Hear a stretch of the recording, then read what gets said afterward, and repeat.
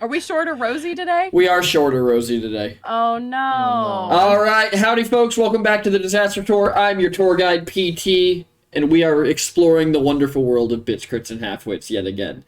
For those of you in chat who said you wanted to feel something, get ready, because you're going to. Oh yeah. For those of Welcome to the danger zone. for those of I'm my ready. player, for those who haven't been here before, you're about to see how arcs end. For our players, here is the question of the day, and it's very simple, so we can keep this quick. Mm-hmm. It's, are you gonna eat that, or a no, you can have it kind of person? So first we have Elliot Burning Oak, the half-elf wizard from Zraya, played by... It's Isaac. I'm cool. And Elliot is I'd say sort of a hybrid. If it is meat-based, he is are you going to eat that? And if it is anything else he is you can have it. Fair. And then we have Karakareem, the Furbolg warlock from the Hedge, played by... Hello, it's me, Terminian Link VT, and Krok is also a hybrid, but specifically in regards to anything that was made by that stick that Elliot got. You can have it if it's made by that. I forgot about the stick, I'm not gonna lie. We haven't had time to bring it up. We've again, only used truly. it once, and it's freaked out Karok. And then we have Newton Worldwalker, the Minotaur Sorbarian from Ulfast, played by... It's me, the Sky Tea. And Newson is definitely an Are You Gonna Eat That for sure. And last, but certainly not least, we have Lulin Boldspeaker, the Minotaur Druidin from Ulfast, played by... And me, Brambo. And before you even get to ask that question, it's probably already gone off of your plate. I like that answer. That's a good You don't want answer. You don't want it? It's down Lulin's gullet. Fair enough. Last time on Bits, Crits, and Halfwits, it was a little bit chaotic, but while I get ready for this, which one of you would like to tell the story of last session? Because I realized I forgot something crucial. Tell the story. Somebody, please. Help me. Oh, okay. You want us to recap? If you could. Most of last session we got into crossed through the I can't remember what the larger city is called now. My brain is failing me. I've been talking for 4 hours. This is not why am I doing this? Umbreon's Hold. Yes, thank you. I couldn't remember if the city had a name itself. And crossed into the Minotaur city that we've been looking for. We're set about following instructions that were given to us to make it to... We were like walking through the city, ended up noticing somebody watching us from the shadows and following said person while all in disguise into a very innocuous bar, but not before noticing a symbol on the wall of a minotaur with its horns cut off, which we were concerned about because that could either be a threat or a good sign, depending on who it was representing. So we headed into the bar, had kind of a weird, not quite welcome. Because Newson was disguised as a flamekeeper, which we found out is kind of not looked upon well by some people in the area. And we kind of had to make up an elaborate lie about why I would be there in the first place, which made the barkeeper trust us less. And then Elliot, in disguise as an old man, sat down to have a conversation with the person that we were following, which turned out to be Avery,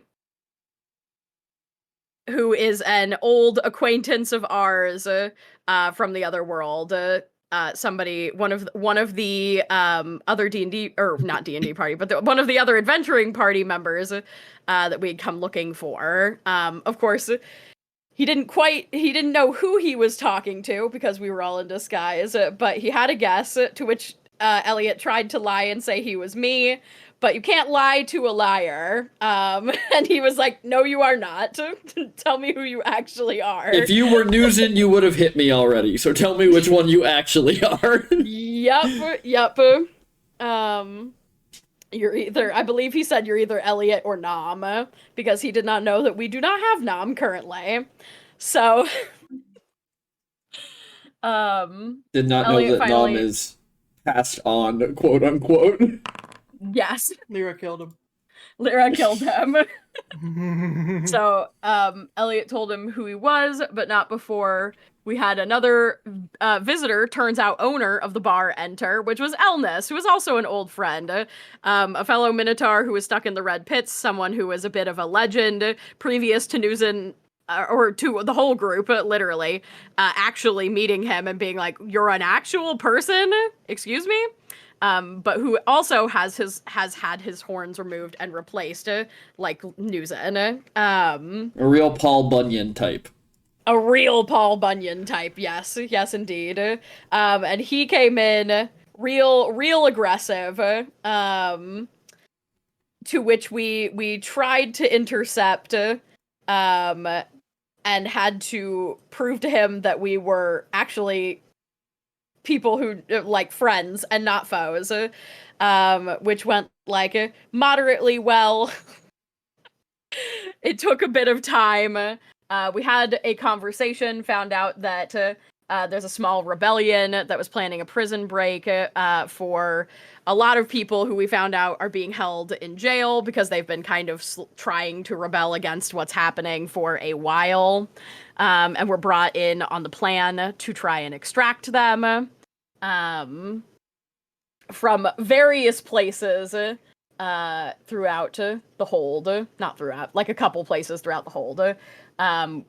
As well as trying to seek out one member, Aerie, who is a Furbolg, who they had not heard from in a few weeks. So we did not get the opportunity to do that yet, though. Elliot went with Avery into the city to investigate the source of the magic that brought the city over here in the first place. Found out that it was some sort of massive teleportation magic that had not, like, fully completed yet. We also found out that magic can be tracked here if you cast it. So we are a little handicapped spells wise. And while Elliot was doing his investigation, the rest of us were at the bar, conversing in a hidden room, and then he came back, and the rest of the small rebellion squad came so that we could be introduced to everyone and, like, given the full plan, I believe, as the doors were being closed and everyone was gathering. Elliot stepped into the back room to have some tea and think over all of the wild magic, or all of the magical runes and things like that he had just observed and recorded, when he heard talking outside of the bar that sounded like it was alluding to the concept of doing some kind of attack, and framing it as an accident. He attempted to intercede, but unfortunately, without magic, it was not going terribly well, and that is where we ended last time. Yes, it is. So, I'm going to, for the players, share the music for the evening. Ooh, fun. Shall we begin? Let's go. Let's give it 5 minutes. No. Okay. As we pick up, Elliot, you are bruised and singed. Running down the street, you feel the weight of this magical suppression on your shoulders as you dodge out of the way, and you find yourself in a grim and narrow passage between two buildings, barely wide enough for two people to walk abreast. The tall, decrepit buildings are on either side of you, and their walls are covered with layers of soot and grime. The years of neglect evident in every cracked brick and broken board and shattered window pane. Dim lights from the flickering lanterns hang precariously from rusty hooks, casting feeble pools of light amidst the shadows as you duck down this alleyway and begin running. He's just right. He's going full speed down the alley. As you get a little ways down the alley, you feel that weight of magic suppression lift off your shoulders. And as you reach the end, you realize there's nowhere in this alley for you to go. Is there anywhere he can climb to? Like, is there a window? Roll perception. Okay. Oh, don't mind me just having to open the thing that Yeah. I do every time exactly when I'm supposed to. In that case, for your poor planning, there is no window. Fuck you! Fine. In that case. As you reach the end of the alley, you see that there's... It almost looks like a wrought iron gate that is blocking your path. He is going to try to cast invisibility on himself. Hide. As you begin casting this spell, you watch as your hands and your arms begin to fade away before you feel that wet blanket of magical energy drop over you as you become visible. And you hear large, pounding steps at the base of the alley. Oh, shit. The gash in your side continues to bleed. You're cornered.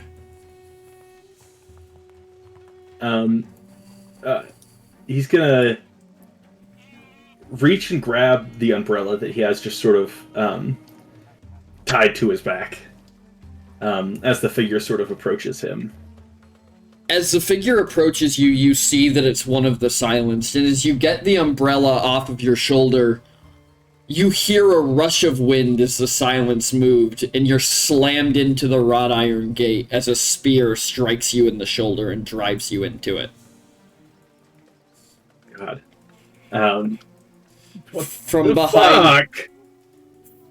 From behind the silence, you hear the voice of the Flame Keeper.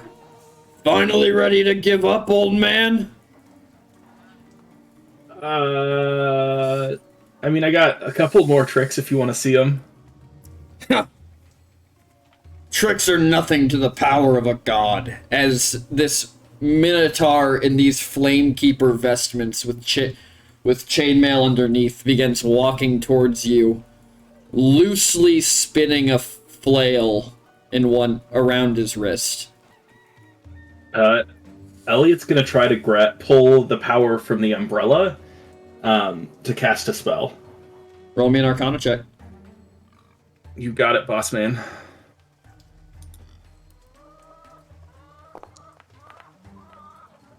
Oh my. As you begin to try and siphon this energy, first you watch as an illusion around you disappears, shatters as it's pulled into you. As the Minotaur takes a step back, looks down at you. You're an elf. And then his eyes go wide as he realizes it's an elf. As he turns to try to run down the alley, what are you doing? I'm casting Draconic Spirit on Jeffries as he sort of swoops down. And this is a fucking dragon.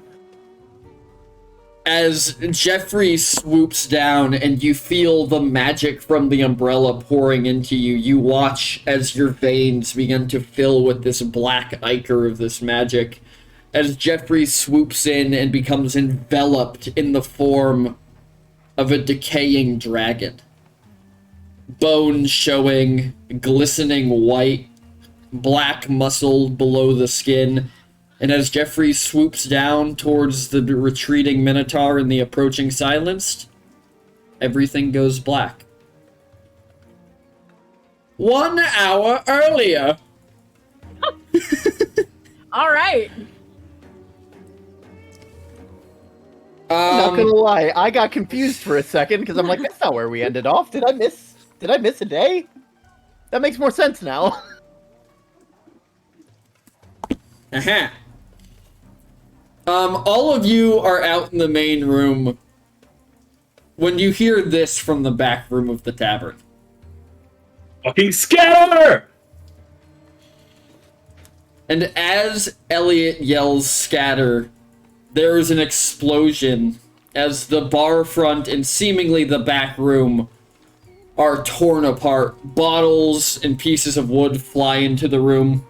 The bartender is slammed against the counter and knocked out. As the back of the bar, where Elliot was, is covered in just screaming flames. What do you all do? Lulin, since he was at the back table, any plans, any important papers that are on that table is going into Lulin's bag. Any maps, any information, names. He's taking all the information and is just stuffing it in his bag. Alright, Newsin, what are you doing?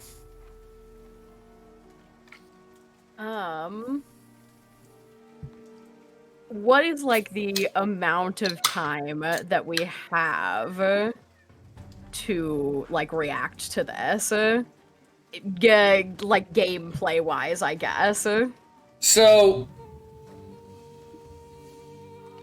let me put it this way. You can take as much time as you want to react, and I have different scenarios prepped depending on how long it takes you. Okay. But between Elliot yelling scatter and the explosion is pretty much instantaneous. Okay. So, in action. Yes, pretty much. Yeah.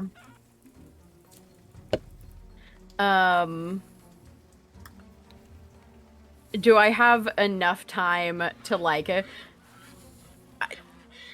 think probably What do you want to do, and I'll tell you if you have time to do it, I guess. I'm between a couple things, but I think I'd probably rage and then use Spirit Shield. Is Elliot's not in sight, is he? He is He's not. in the back room. Okay. Then I'd probably rage and use Spirit Shield on Lyra. Okay. So you cast Spirit Shield and you watch, as has happened a couple times by now, where the tattoos peel themselves away as minotaur figures essentially wrap themselves around your companion. Yeah. Protecting them. As all of this is going on, the front door is kicked open, and you see a Flamekeeper standing in the doorway. In one hand, he holds a small short sword, and in the other, he holds a torch.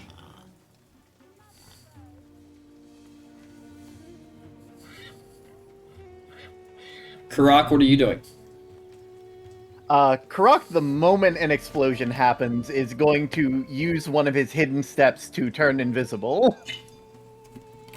Understandable. Mm-hmm. Around the room is this...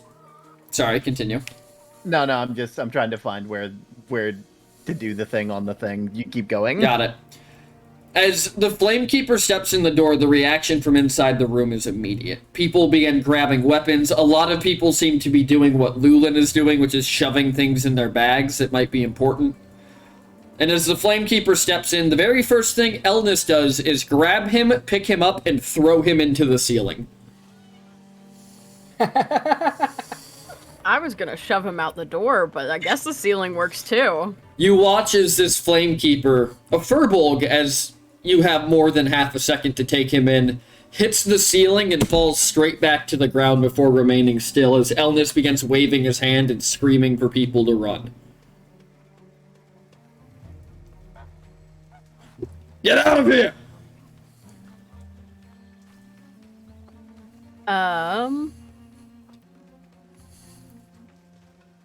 Lulin, as you're grabbing papers, you feel hands on your arm as Avery grabs you. Just, there's no time. We have to go now.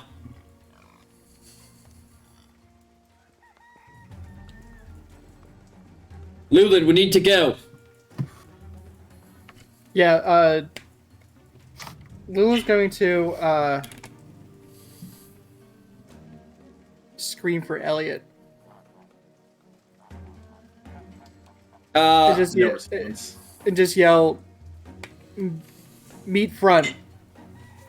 And then Lulu's going to grab anything else that he can from this back room and dash to meet up with the rest of the people.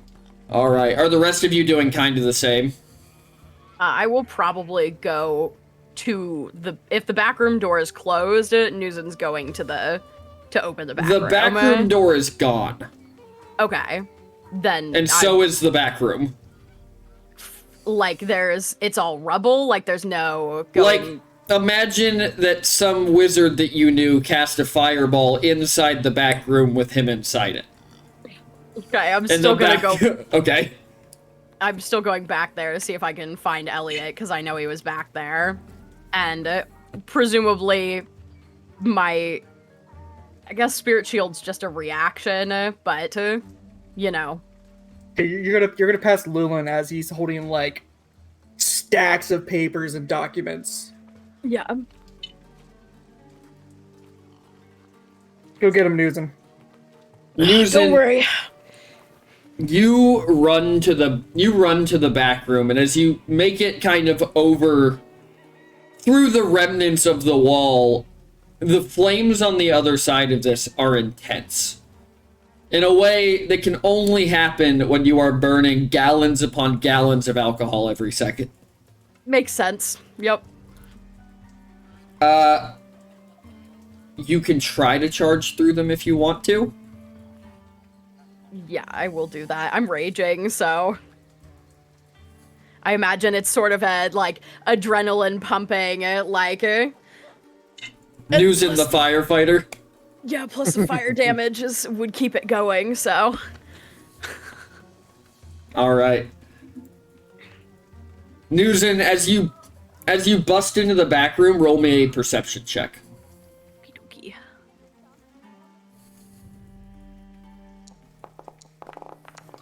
That was a terrible. You know what? Reroll. You know what?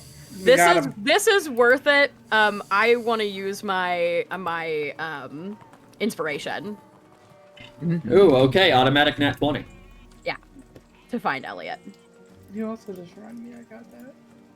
As you're holding your arms up, looking through the flames, inside the back room itself, you don't see Elliot, but outside the back door, outside the back wall that is in rough shape, almost to the point of not existing, you see a body on the ground, and you hear footsteps running down the alley.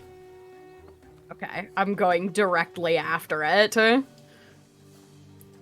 As you turn the corner and look down the alley, you can see faint because you don't have dark vision, do you?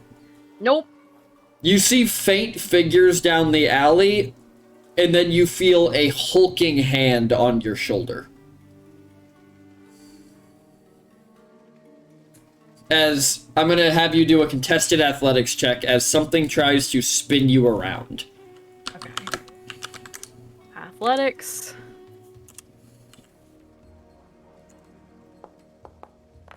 Ooh, That teetered. that did teeter. Mm-hmm. That is not a good enough roll for me. As you have time to take in these two figures seemingly chasing a third down the alley, Newsin, you're spun around and the first thing you see when you're you're turned around is the welded helmet of one of the silenced. As he tries to essentially restrain you. Before, from seemingly out of nowhere, an arrow is sticking out of his neck. From inside the bar, Karak and Lulin, more and more silence are seen gathering outside as flamekeepers are trying to catch people running out, and people are fighting their way out the front. as the back of the bar continues to become enveloped in flames to the point where it is almost impassable.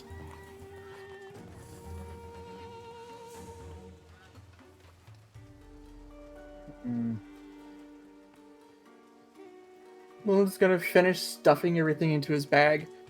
No thought. He's going to immediately pull out Mazebreaker and just, in his head, just yell to Mazebreaker, "Raise fucking hell." You got it, boss! You take me there and you just start swinging. Lulu's muscles and veins just start pumping as he feels the intense weight and the heat of the situation going on. Then as you rush forward, Mazebreaker begins to glow and become light again. As you barrel out through the doorway, knocking aside Flamekeepers as people follow up after you and begin sprinting off and doing what Elliot asked them to, which was scatter. Karak, what are you doing as you watch Lulin charge out the door? And Lulin, as you're fighting outside, suddenly there are people on all sides of you as the rest of the rebels join you in the cause and begin fighting. I'm going to more or less stick around wherever Lulin is because it's not a good idea to get separated right now. And, Hidden Step only lasts until the beginning of my next turn, so I'm gonna reappear and sort of just gonna pop back into existence next to Lulin, waiting for them to make the first attack or move before I do anything. All right. Newton, what are you doing in the back alley? Well, I guess... Sorry, can I cut in no, for a second? Go. Yeah. About now, Newton, I think you're going to hear a message in your head from Elliot that says, heading for the edge of city, get Lyra out of there. Okay. If you're not dead, then it's okay.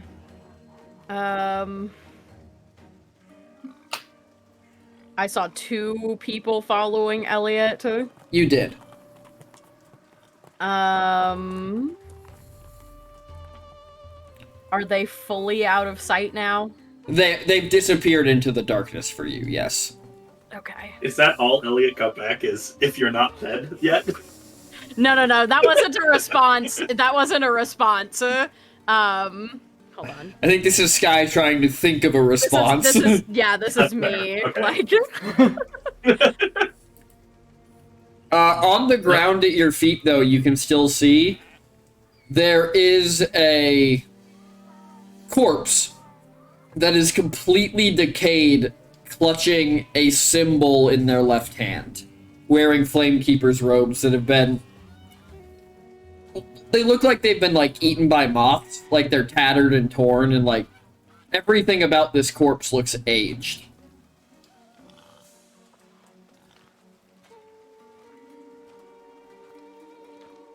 interesting. And this, okay, so it's I'm gonna just, alright.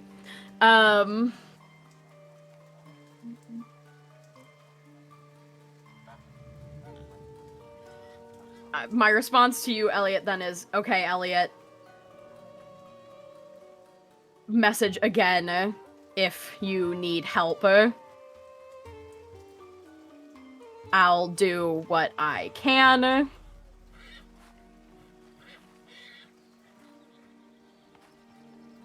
Are you relatively unhurt? And that'll be it.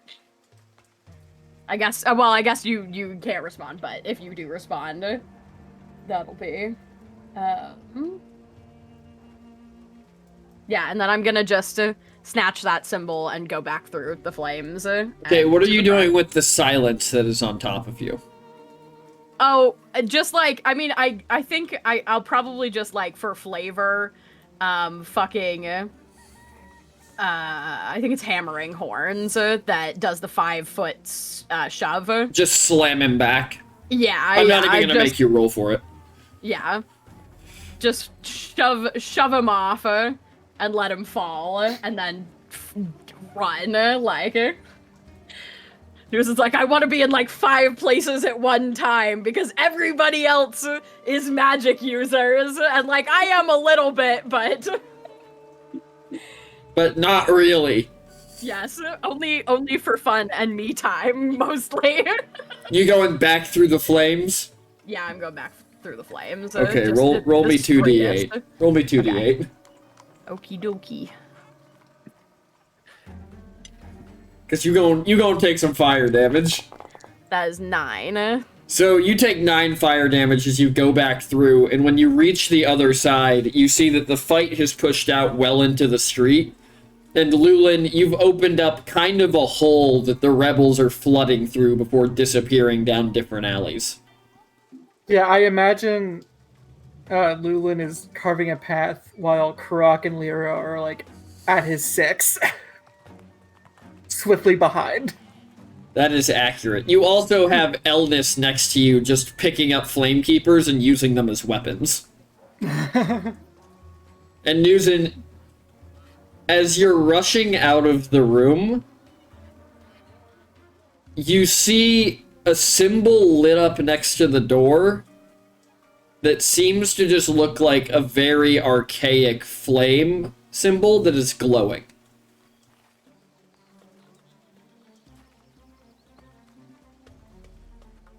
As you push outside and join up with all of your friends. Okay. Yeah, I'll probably just work on making a like pull out my axe and work on making a bigger hole for people to escape through. All right. As the four of you and your friends bust through this, you get to a point where you are now on the other side with an alley behind you, and the enemy forces are in complete disarray because this is not how this was supposed to go down, and there were only about 20 of them there, which most of them have been dispatched by you all by now. Because, you know, the last thing you expect in an ambush is to get ambushed, right? Mm-hmm. Yeah. Are you all going to try to fight them to a standstill, or are you going to escape down the alleys that are to your back? I think Lulin's going to like respond as he like uppercuts somebody with like mace breaker, turns around making sure Karak and Lyra are right behind as he sees Nuzin in the distance. Okay, Elnis, what's the plan? The plan is to run. We sticking together or we scattering? Elnis kind of turns and looks at you, and he's like, honestly, I don't know. I've never been in this position before. Music stopping right there is hilarious. That was kind of funny and ironic, I'm not gonna lie. As the fighting continues and you hear the clash of swords and the twang of the crossbow bolts as Avery's hand crossbows are seemingly very accurate. Elnis turns and he looks at you all and he goes, head towards the west side of the city. Somebody will find you, I promise. Just don't get caught. With that, has Nuzin caught up by now? Yes, Nuzin has caught up to you by now. Then I'm going to cast Pass Without a Trace. Okay. Can't just on the 4 of you. Higher. That's what higher levels each one. You know, that's a good... Huh. A veil of shadow silence radiates you from the masking you and your companion's detection.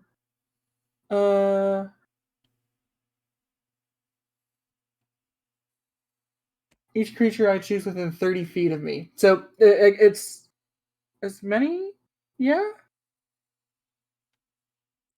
A veil of shadow silence radiates you from the masking your companion's detection for the duration. Each creature I chose within 30 feet of me, including you, has a plus. So, I imagine the main core of us, including Ellis and Just as many rebels as you can. Yeah, as many allies within 30-foot radius. We're going sneaky. So, as all of you are fighting, suddenly there's just a veil of silence over everything. And anybody who wants to, give me a perception check.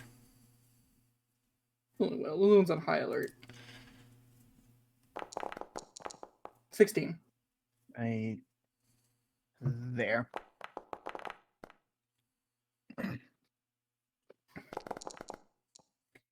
Why are you giving me a perception check?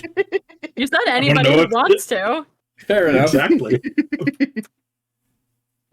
Let's see if maybe this perception will be better. Nope.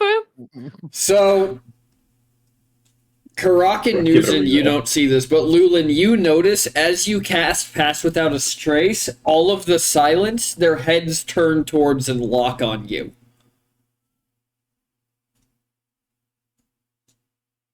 Before... Okay. Yes. Okay. Well, I was gonna say, I guess that ends our theory that it's divine magic. Like that divine magic would go undetected because Lulin's magic is divine. Well, we still don't know if it's divine from here, and like they might know it. We don't know with Per that yet. god, like They only really ever look for a certain number of gods. Why would they need to look for others? so it's just all magic if you're not within a certain group, probably. I need to turn the music back on. Oh yeah. Give me my music back. Give us the ambiance. The ambiance. The atmosphere. Yeah. Once Lulin notices that everybody, like all of them, catch eyes on me, Lulin is scooping up Karak and he's mowing people down. Are you going forward and not running away? No, Lulin would be. So I don't. Let me describe the scene because I think I poorly described it, and that's where we're confused. Mm-hmm. You guys have fought your way across the street already, and now people are escaping down an alley behind you as you have turned around and formed essentially another wall. So you can fight through the enemies on either side, go back across the street into the now completely burning building, or flee down the alley behind you. I think Lulin's gonna turn to Elnis. We make it a stand or are we running? If we make a stand, more are just gonna show up. Go, as he just takes the Flamekeeper he's holding, throws them into one of the silenced, knocking them both over, and turns and begins kind of frantically pushing you all down the alley. Cool. I'm gonna scoop up Karak, put him on my shoulders. Nuzin, get your girl, let's fucking go. Got it. And Nuzin's gonna scoop Lyra. And probably do the same so that she can have her arms free. Yeah. As it's just like Koboldia. As the four of you rush down the alley, you run for about 100 yards before realizing that Elnis and Avery did not follow you. Yeah. Okay. And you still hear the sounds of fighting behind you as you're coming up on a Y junction where the path splits off in two. When Nuzin, you hear a voice in your head say, "Go left, darling." I think we should go left. Almost as Nuzin says this, you see the light of a torch held by a Flamekeeper turn into the right alleyway.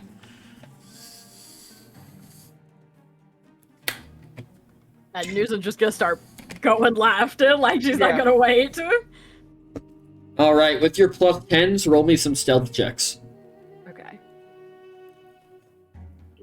Okay, so this is the first time I've had to actually add something. Do I just roll in whatever I get? I add 10? More or less. Well, or you can type a situational bonus into, like, when you click on it.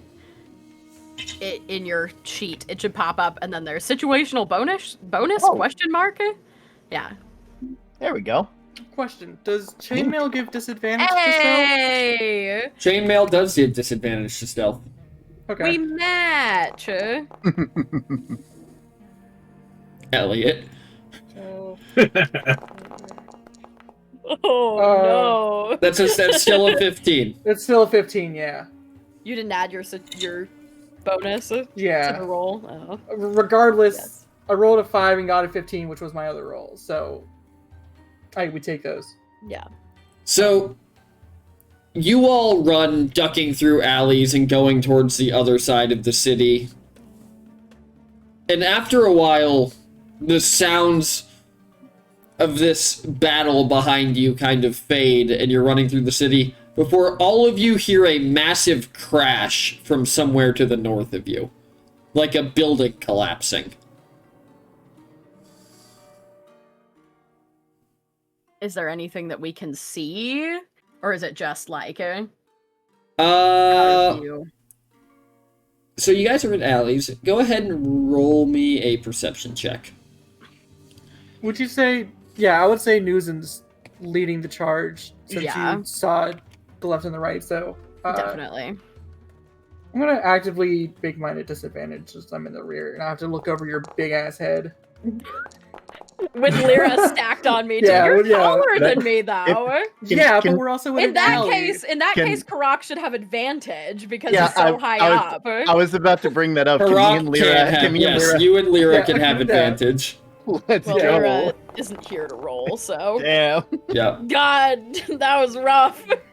Listen, I'm still kind of. This is very similar to something that's happened in the past. He's not doing well. So, Karak and Lulin, you don't really see anything, but Newson, since you're in the front, Hmm.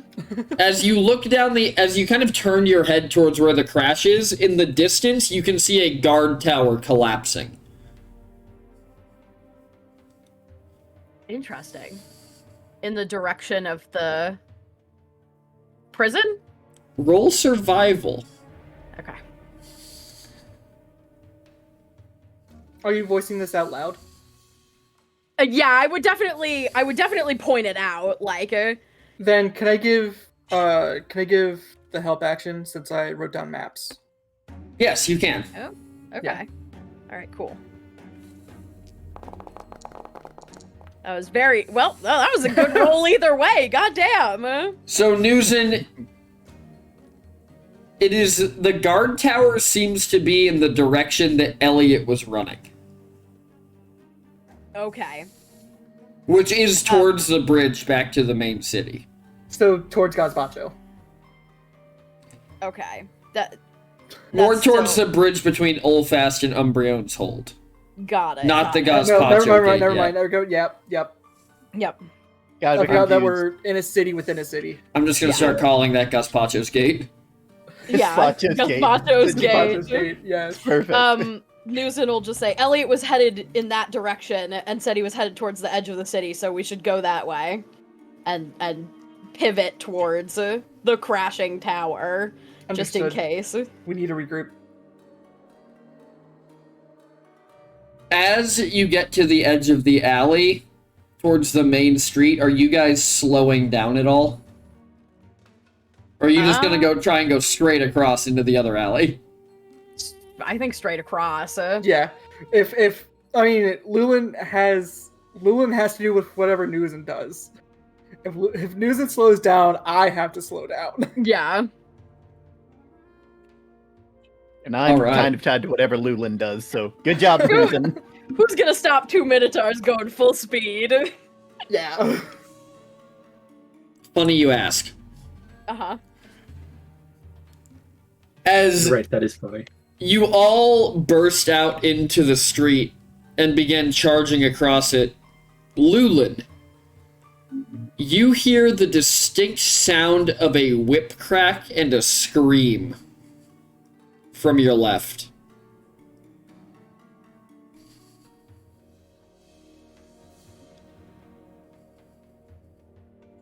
Lulin's going to. I need you to roll me a wisdom saving throw. Oh boy. Oh no. 15. Lulin, you are frozen in fear. As you look to the left, and down the street about 200 yards, you see the figure of a hulking minotaur covered head to toe in this pitch black armor with smoke coming out of the creases.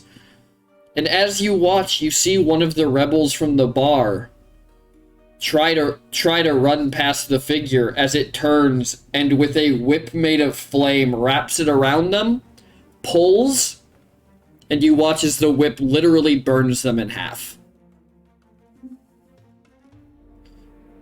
I think Lulin like looks over, sees this, and because he's moving so fast, he's just gonna like eat shit, but like making sure that like Karak like doesn't get hurt.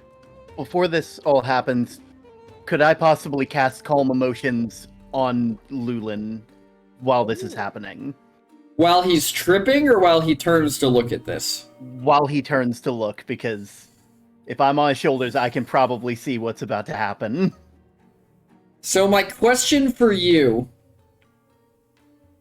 is, in character, would you know enough about this particular situation to know that you would need to calm Lulin's emotions? You know, that's a good question. I feel like- personally don't think so, considering I've never told. opened up There my you go. That's uncle your and answer. family issues to you. That's your answer then. I've Yeah. never told anybody what you told me, so Mhm. So yeah, Lulin's gonna fall, eat shit, make sure you're okay, but like, Lulin's not shaking, but he's frozen like a acorn in a glacier. I mean, it's gonna be a loud fall considering Yeah. all the armor. So Nuzen's Mhm. like skidding to but a he is still passed without trace. It makes no Yeah. noise. Oh, Yeah. That's decent. That's thankful. okay. Lu- So now Lulin's my- eyes just become big, wide, and his breathing becomes greatly more apparent. Then my next question is, can you hear things if you speak to each other Yes. during Pass Without a Trace? Then It only dulls the sound from your equipment and your footsteps. okay. So then, is Karak making it? Here's my question: do I have any indicator, any sound indicator that I'm not being followed? Because if not, You're gonna keep Nuzen going. Yeah, Nuzen is running for their as she is running for her life. So Even worse, she's running for Elliot's life. yeah, and yeah, that is also true. Karak, do you make any noise as you hit the ground? I feel like Karak would kind of do one of those tuck and roll things after being launched. Probably not the first time he's fallen off of something. Fair. So would First that be time. like an First time in 1,000 years. Give me a dex saving throw. At That's advantage, because completely fine. Lulin's trying to make sure you don't get hurt. there we go. Advantage. You... God, you wouldn't hear it. Now I'm Yeah. thinking about how to describe this. You hear Karak kind of yell in surprise as Lulin goes over. Okay, then I'm gonna. But you do manage to make it to the... Like, by the time you've processed it and stopped, you are at the alley on the other side of the street. Okay. It's not a very Then- wide street. Yeah. I'm like, Nuzen's gonna like pivot in the alley with sort of a skid on the rocks to look back and see what happened. What does Lulin look like when she looks back? Lulin. Huh? What is, like... Is Lulin still on the ground? What does he look like when Nuzen looks back at him? Lulin has like a knee on the ground, 1 foot up, kind of like hunched over. One of his arms is like resting on his knee, the other one like on the ground as he's like starting to like pick himself up, but his eyes are still fixed on it. He's just panting. He's breathing so hard. You can see his back actually move as he inhales and exhales. Pure fucking panic.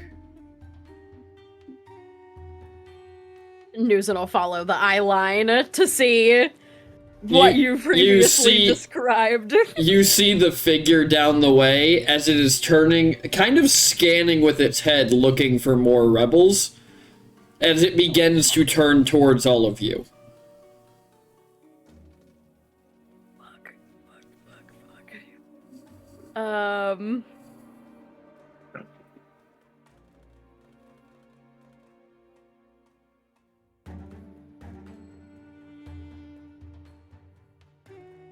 By now, you could probably audibly hear Lulin breathing. Yeah, I think this is just picking people up. Like this is not a like we're not staying here. We're not doing this. Like it's like takes 2 long strides. Like hooks an arm, like, because I assume Karak is, like, on the way getting up, kind of hooks an arm under one of yours to pull you upright as quickly as possible, and then is, like, immediately on Lulin,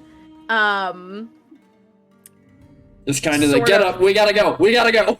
Yeah, like, this is not even, it's not even, like, a spoken thing, it's like she is, like, down, with hands kind of like latched under like his upper arms and pulling up immediately to just like and backpedaling even if we fall into the alley to get him out of line of sight. Like this is a hurried like I just need to not be seen right now because I know that this guy hasn't heard him fall.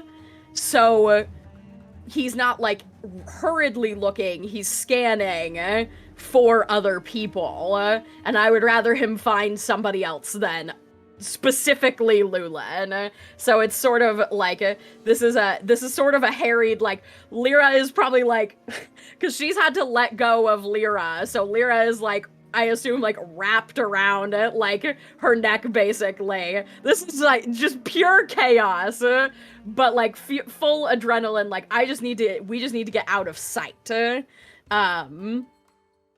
Backpedaling into this alley, like, half-dragging Lulin up to his feet, because he was on a knee, so he wasn't too far down, and I'm assuming that momentum would at least, like, cause a little bit of scrambling forward to get us in. That's a fair assumption. Yeah. Mm-hmm. So you all kind of pile into this alley, and the last thing you see is, mercifully, it seems like you've dodged the gaze of this person. Or this creature, I should say. As you kind of all pile into the alley, and you hear the footsteps, and as it gets closer, you begin to hear the on top of the footsteps as it's walking down the street towards the alley, but not like towards the alley. You know what I mean? Mm-hmm. Does that make kind of sense? Yeah, walking down the street that the alley is connected to. Yes. In our direction. As it gets closer, you hear like the crackling of flame. And then almost in an instant, you hear somebody yell, "He's on us!" And you hear the figure turn, and you hear the footsteps begin going off the other way down the street. As you hear all across the city, you can hear people like yelling and coordinating and guards yelling, and you hear from various places in the city, you hear screams, and you also hear fighting.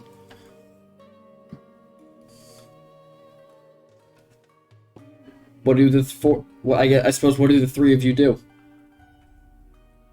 Newson's just like taking a deep breath because she's still like, we gotta get to Elliot, and is just like kind of, I think we'll like shift Lyra a bit to the left, and then sort of hook her right arm under Lulin's and pull his arm like just over her shoulder because she can't carry him because he's heavier than she is, and just be like, Lulin, I know, I just need you to walk. I just need you to walk. We have to keep going. And like kind of puts her hand over his as she's pulling it like across her chest to squeeze it, and like looks at Karak and is like, I'm sorry, you're gonna have to run with me. That's all right. Anything to get us back to safety. The three of you begin running forward.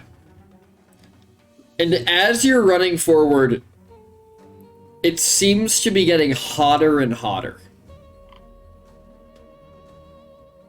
As you come to your next intersection with the main street, are you kind of stopping and looking around this time? Yeah, I mean, we're not going to be moving as fast because I'm assuming that Lulin You're cannot stealth, go. yeah, you're going pretty... Well, Lulin can't go full kilter right now.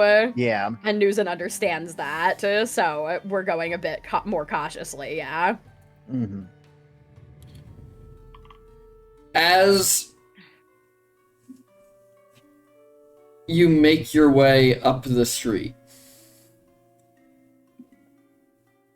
I had to think about how I want to play this one real quick. Okay. Oh, good. Take your time. You make it through a few more streets before you come across the guard tower in Newson.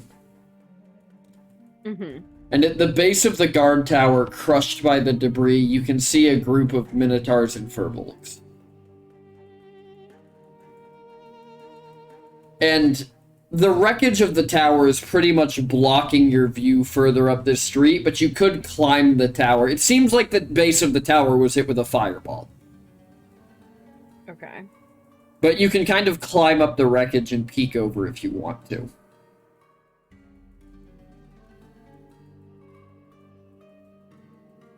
Yeah, that's probably for the best.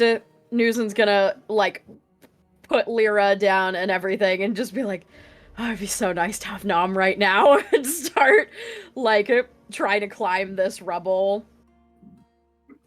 Alright.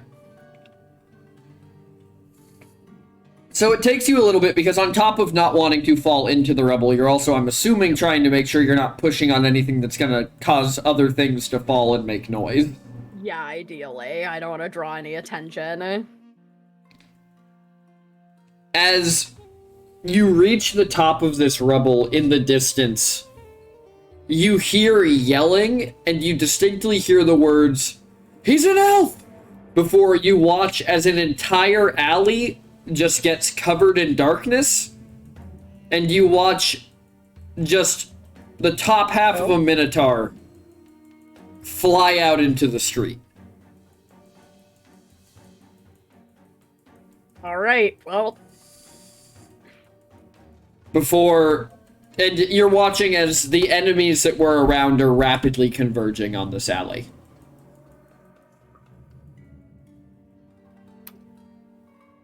Is there, like, an easy way around towards this alley, or is this, like, an up and over kind of deal? This is an up and over kind of deal.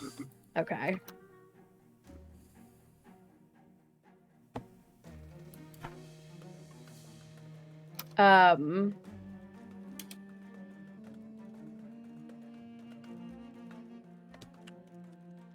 So, I think I'm gonna look back at the rest of the group and sort of, like, wave for people to follow, if possible. Specifically making eye contact kind of with Lulin to see if he, like, sort of like she tilts her head kind of down to be giving a, like, are you good look, or do I need to come back down there? If he's even making eye contact. Lulin's breathing has become stabled. As if, like, anybody would just be exhausted after a panic attack. Yeah. His arms are kind of, like, slumped down instead of being at, like a broader and higher. They kind of just slumped a little bit. Lulu's posture isn't like nearly perfect either. Okay. But he's visually here. Okay. Newson will come back down then and like quickly and be like, Elliot is over there. They're swarming him. If you're not ready, I can go. We have to stay together. You're safe here though, at least for now. This is a fight that we're going into 100%. But I don't know what shape he's in.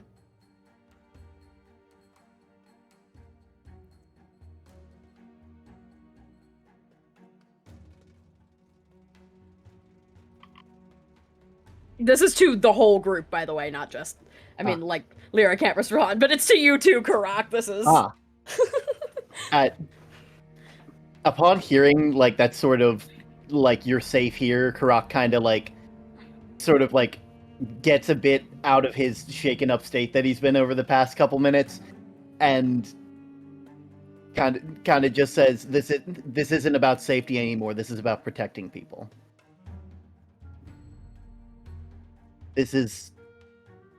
Elliot is all of your friends, and if we can help them, then that's the greater good. Okay. We're gonna have to leap the wall. How high Can we see the tower from here? Well, You guys are... towers- It's less of a wall and more of like a hill of rubble. Okay, Mhm. okay. So it's not like it's not something that people would be in danger of jumping off of. Yeah. No, you could climb over the top and go down the other side. It's just going to count as difficult terrain. It's going to take you a while.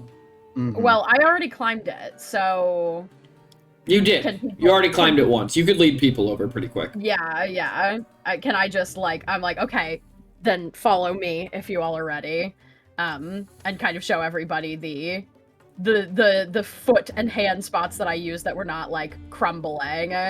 Mhm. All I'm going to say is, are you sure you want to do that? Go over the wall? Yep.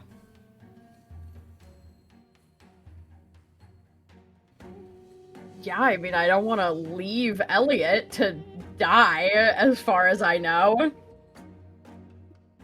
Fantastic. Then let's cut back to what Elliot's been doing during this time. Yes. He's an elf! He's an Yes. elf. Woogie woogie woogie. Woogie. So, Elliot, you notice these people out of the back of the bar. What are you doing?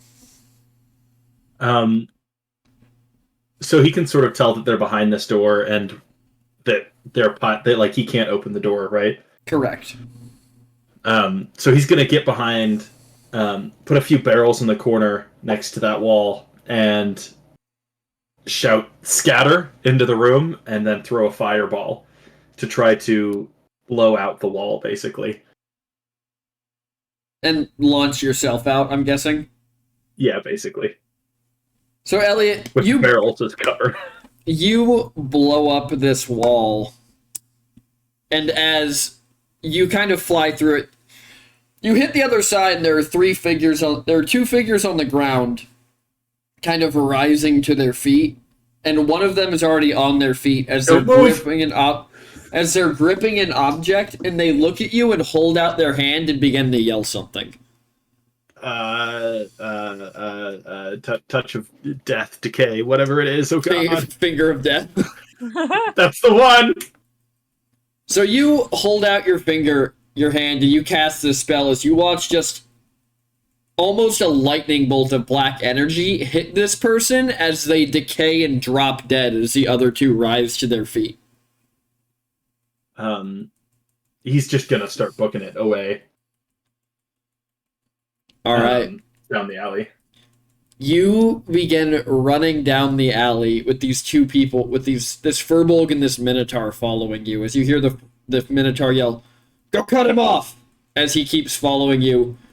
And in the distance, you hear somebody kind of crash through the remains of the building and enter the alley. If I look back, do I see Newsen? You do see Newsen. I'm gonna message Newsen and say, "Get Lyra out of here. I'm heading for the edge of the city." And then you get Newsen's response because I don't want to make Sky remember the exact word order. It's alright, I said the wrong words anyways. It's fine. We got the essence. It's about intention. Yeah.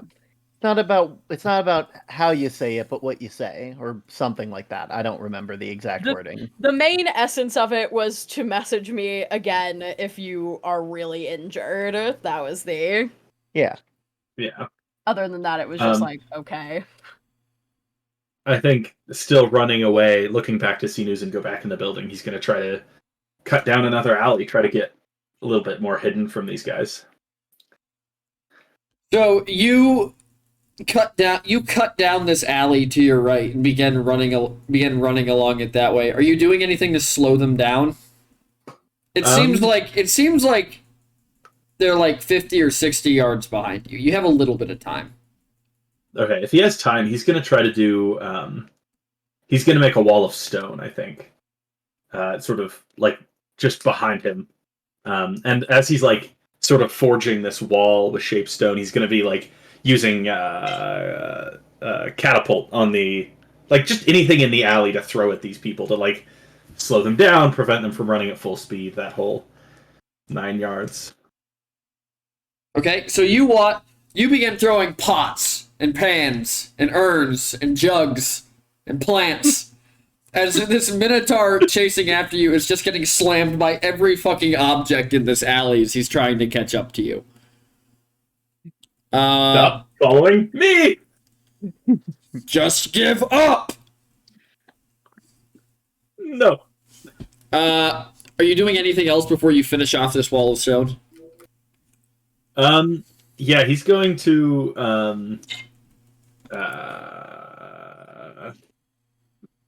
oh no. Sorry, just typing something real quick. Mm-hmm.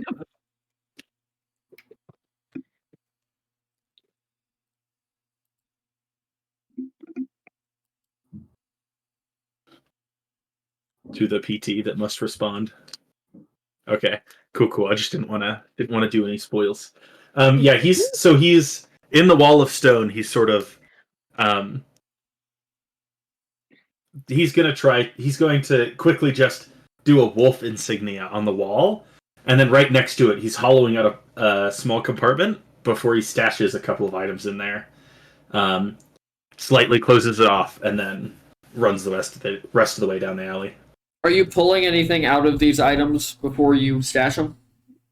Yes. He is going to grab the umbrella out of the bag of holding. Okay. So you build up this wall and you begin running down the alley. And it seems like you're in between the backs of two sets of buildings because there's not a lot of alleys off to either side.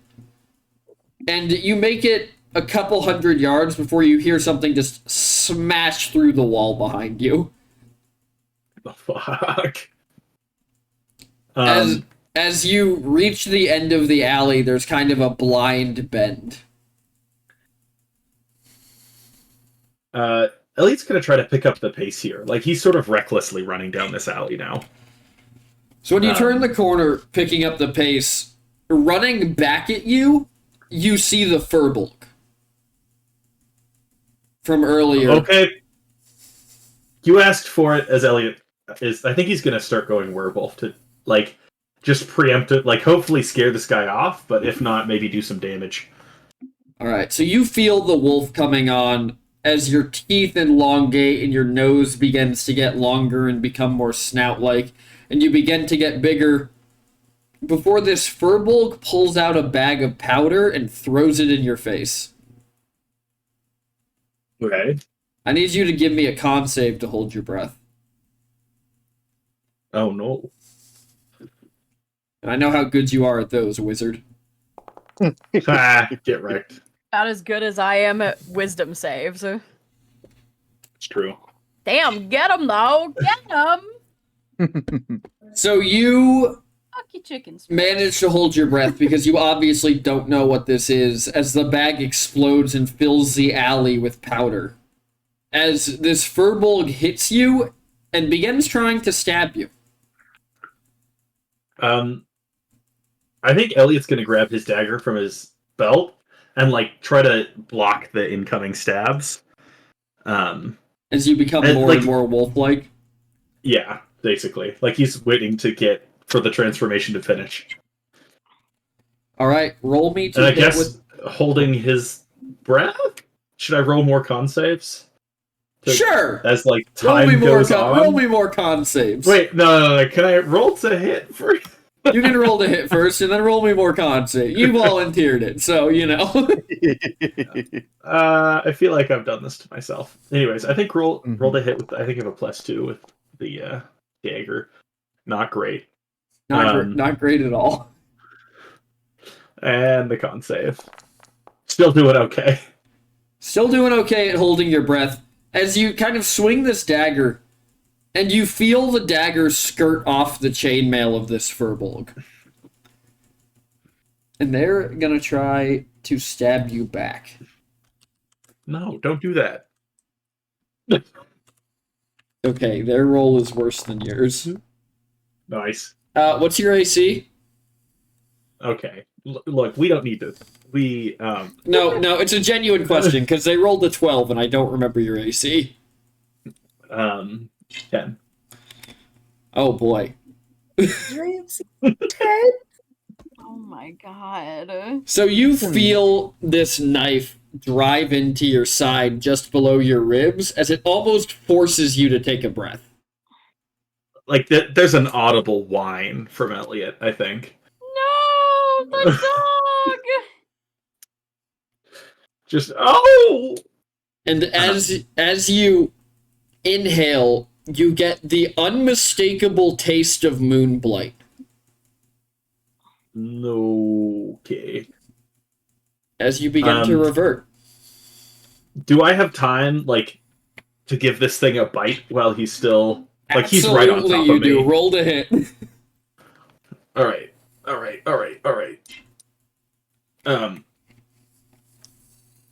My bite is a +3 to hit. Oh, nice. Nat 1. Oh! This is so tragic. So you don't werewolves have multi-attack though?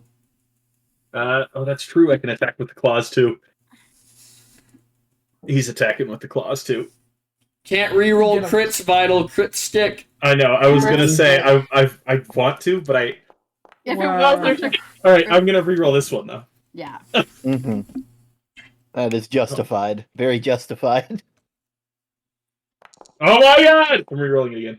Oh my god. That's fine. We got like I'm rerolling Oh it again. my we god. got 30 of these bitches. God. 3, 4, 5.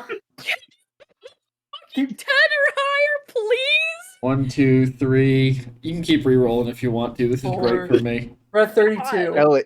Elliot, I'm giving you luck, please. There we go. Oh my god, fucking finally. Jeez. Look, Elliot's having a bad day right now. So you're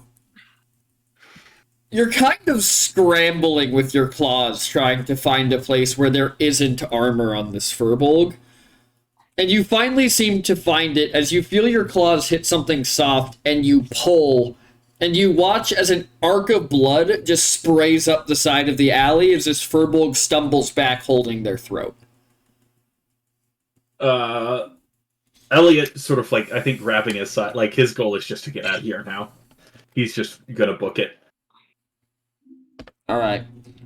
As you're booking it away, you hear this furbolg kind of gurgling, and you hear the Minotaur slam into the wall. Almost like they decided that the fastest way to take a 90-degree turn was to not stop and turn, but just pull a NASCAR and hit the wall. Pull a valid, NASCAR and honestly. hit the wall. If anybody's Kind of a seen move. that video, it's now illegal in NASCAR because a guy realized he could win the race that way. Mm-hmm. Literally hit the wall at 200 miles an hour and just did not let off the gas and rocketed by like 8 cars. Yep. Damn. Who Yeah, that is impressive. Yeah, The you know, fuck he's was willing it? to do what it takes to win. Yeah. Shout Yeah. out to Ross Chastain for doing the thing that we all did in video games and Yeah. doing it in real life. So shout out to Ross Chastain, honestly. Mm-hmm. Love how you know his name. I looked it up. Oh. But you hear this Minotaur running out behind you as you exit into the street, and to your left, you see, in the distance, you can see the gate. And to the right of you, you see, as you hear this Minotaur sprinting up behind you very fast, you see guards exiting the base of a guard tower. Is there a lot of them? There's probably 10 or 20. I'm gonna fireball the base of the tower. Well, that explains the falling tower for everyone else. Yeah. Nice. As you Take care of that real quick. As you fireball the base of this tower, and you watch as most of them turn and look up at it, and most of these clearly went to the Prometheus school of running away from things. As instead of trying to go left or right, they try and run straight away from the tower. As you watch it just fall on top of all of them. Sorry, doggo. I didn't mean to scare you. Wow. Elliot does feel a little bad about that, but only kind of. And you hear this figure getting very close behind you. He's sort of running a little low on magic, but he's gonna throw a fireball at this dude. A fireball? Yeah, well, no, he's gonna fire breath. I think fire breath is probably more reasonable. So, describe how that looks. Elliot's reaches into his pocket, pulls out a little pepper, throws it in his mouth, and just turns on a heel back at him. And as it breathes out, fire starts to form a little bit around his mouth, and then a just cone of fire envelops, hopefully, the guy. So you turn, and as you turn, you see this Minotaur making strides much longer than a Minotaur. The only time you've ever seen a Minotaur move this fast is when Lulin cast Long Strider. I see. And as the flames envelop, you watch this Minotaur hold his arms up in front of his face, and as the flames hit the vestments that he's wearing, you watch as they kind of arc around him, and you watch them charring an essentially backward silhouette. I don't know what you call that. Sky, you're the art person. What's an inverted silhouette called? Still a silhouette? Yeah, it's still a silhouette. It's just inverted. So essentially, so the silhouette, I guess, would be white and the background would be black. Is that what you're implying? Yes, that is what I'm implying. Okay, as yeah. you are literally scorching the wall everywhere but where this guy is standing as he continues to, much slower now, push towards you through the flames. Oh god. In that case, he's gonna face the cone down a little bit more, try to catch the floor on fire before he keeps running.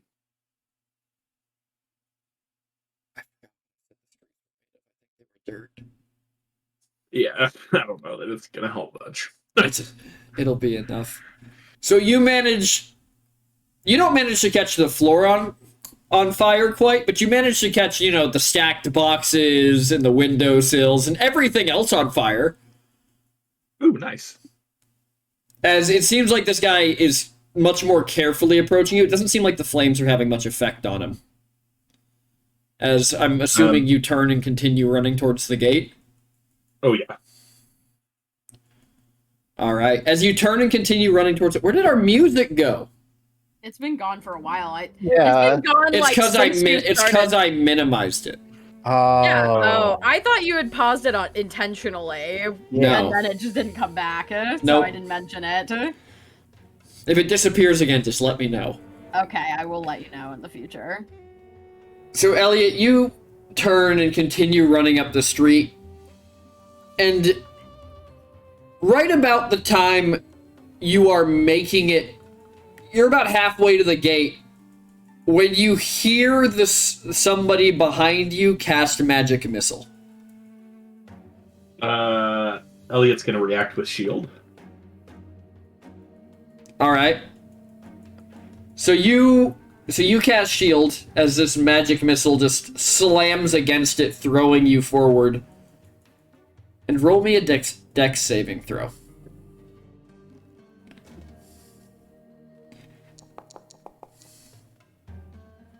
Not a bad dex saving throw.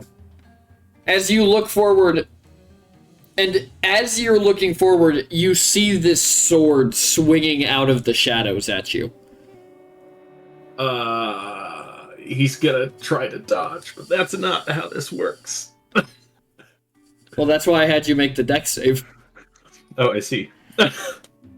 Well, he's definitely gonna try to get out the way. Like, sort of do the, like, scooch forward thing. Do the ADHD, like, hip move. Yeah. Exactly. So you kind of juke out of the way as you feel this sword cut through your jacket and cut through your side. And you see this silenced rounding the corner out of an alley that just swung this sword at you. Because you've been casting a lot of magic, my guy. Yeah, just a bit, just a little bit. As a treat, you know. Just a treat. I guess Elliot's gonna probably, like, I assume the jacket is just absolutely shredded. It's just got a big gash in one side of it. Alright, well, he's gonna carry on then. Like, he's running still. Like, can he see the gate, or is it still, like, a few alleys away? It's a few alleys away. Okay. He's just heading towards it as quick as possible. Alright. You are heading towards the gate when on the far side of the bridge, you see a figure rapidly coiling and shooting towards you. You remember that giant snake you saw with your true sight? Yeah? It's coming across the bridge. Okay, he's definitely going into an alley. He's tucking into the nearest alley. And tucking into the nearest alley is where our 1 hour later scene is. And right before the other party. Alright, so we will cut back to the rest of you as you go over the top of this and begin presumably running up the street. Yeah. Can I roll perception from Jeffries? Sure. I believe it is a plus. I think this is right. What are you trying to perceive exactly? The group. You see them. I think so. As Jeffries is dispatched of the immediate enemies, but there are still loads more, I assume. The biggest threats are all coming from the direction of the bridge. So probably about 10 silenced and Snako. Jeffries is gonna swoop down to the party, just like frantically pulling on like Newson's horns back towards the fallen guard tower. Towards the fallen guard tower? Yeah. Because, like, sort of knows about the snake and the baddies. A lot of baddies. Newson, what is your reaction to suddenly feeling claws clamp around your horn and start pulling you? Well, presumably I would have seen, like, are we in total darkness? Would I not have seen? Bro, the city is on fire. No way it's that dark. The edge Also, of the Jeffries would have dropped the draconic form when Elliot lost consciousness. Oh, that's true. I didn't think about him being a dragon. Yes. So you can kind of make out the bridge because most of the fire is behind you and Elliot caused. Yeah. We're like, man, these fire people sure like lighting their city on fire. So you can make out some of the guards running towards the alley from the bridge, and you can make out a large figure. Wait, who has dark vision? I do. You do. Karak, you can make out this giant 30-foot long pitch black snake coming across the bridge. And I'm just going to give you a second to check your notes. Let me just do that real quick. Yeah, also, just to let you know, for future reference, I have Devil's Sight, so I can see normally in darkness, both magical and not magical, up to 120 feet. Oh, so you make out the snake perfectly, then. Yeah, just wanted to bring that up, because that's where I'm getting my vision from right now. Devil's Sight's so fun. And you said to check my notes on this? I did. See if you can find anything about a giant black snake. I'll give you a couple seconds. Well, the Umbral Serpent is right at the top. Interesting how that works. Interesting how that works, huh? Yeah, that's immediately gonna click with Karak, and let's see. So, Newton, you have Jeffries pulling on your horns. You see all this ahead of you. What are you doing? We running forward with that we didn't start the fire energy? Are you asking me or Newson? All of you, any of you, whoever wants to answer me. Newson's in front. I'm going to at least tell Newson, there's a giant fucking snake. And I don't think we want to be fighting that right now. I mean, if Jeffries is also here to stop us... Elliot's trying to guide us somewhere. Yeah. I may not like Elliot, but you all trust him enough, so I'm going to trust you. All right, Jeffries. Where does Jeffries lead them to? He is leading them over the collapsed tower, and down one of the side alleys where you'd find a large char mark on the floor first and foremost. Leading them back to the wall. Yeah, basically, just like retracing Elliot's steps towards that, towards where he came from. So as Jeffries leads you down this alley past this char mark in the shape of a person, the first thing you find is a bag of powder on the ground and kind of powder floating through the air and just kind of neatly settling on this furbolg that is just sitting there wide-eyed with their head canted at an angle that if they had a full neck would not be possible. Can I do a nature check or a arcana check on the powder? Sure. Actually, I think it'd make more sense if it was medicine. Roll me a medicine check. I will also accept nature, though. I'm gonna roll that again. Oh, we got an 8. You can't tell what the powder is. That's fair. Loon's It's gonna leave it alone. it's just this fine whitish yellow powder. Yep, Loon's gonna leave it alone. Would I notice it at all, since I'm all naturey and stuff? I mean, you could roll nature to see. It's pretty obviously hanging in the air. Oh, you know what I'm gonna say. E.T. Choo-choo? I'm gonna sniff it. That's what I do.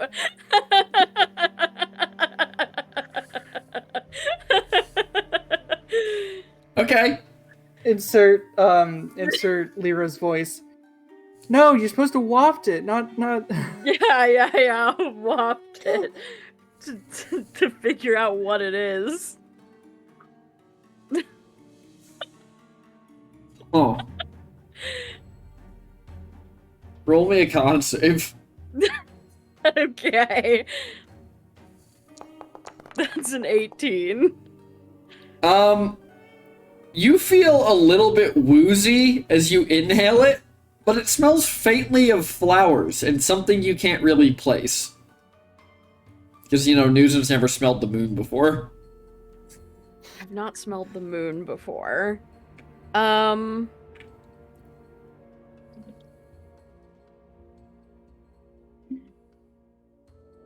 guess if she feels woozy from it, she's gonna get up and be like, this is some kind of drug or something? Something... Oh, I feel weird. Kind of like wipe her eyes a little bit. A rock with a nature roll of 12.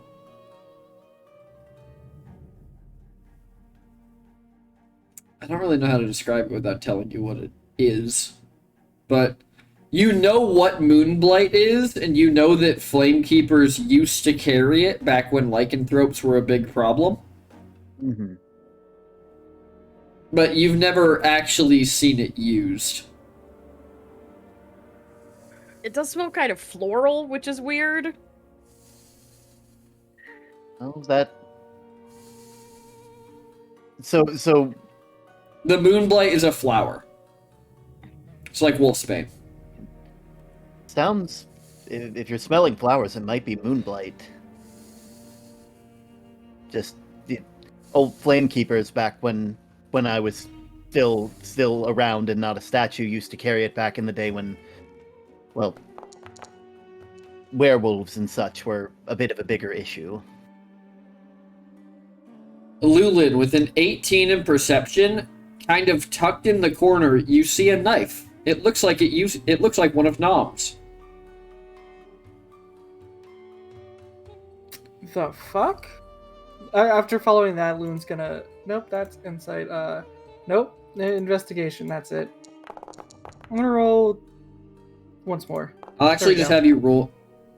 Oh. Is that the same bonuses you have for history? Yeah. So you would remember that Nom gave Elliot one of his knives. Yeah. The perception was more so like if I didn't want to interrupt everybody, but was to see what Owl was showing us. The investigation was to further search. Jeffries. Thank you. Brain's not here today. Oh, Where is Jeffries leading them as they kind of stop here?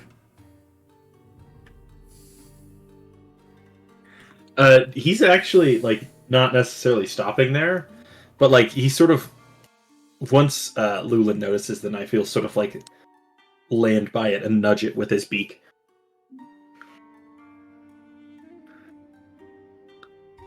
Jeffries is the saddest dog. Yeah. Newsom's just going do- to you, like- then. I think that like if you could notice the emotions of an owl, this owl is the most distraught owl you have ever seen. Yeah. Is he plucking his own feathers? Yes, most definitely. At a base level, this owl is uncomfortable with an 8. Oh yeah, roll me animal handling if you I want did. to. That's what I just did. That's what I just For did. I anyone got an else 8. who wants to perceive the emotions of the owl. Newsom's just following where it's guiding her, so. So Newson, it leads you back down the pathways, and you find a wall covering the path with a minotaur-sized hole broken through one side of it.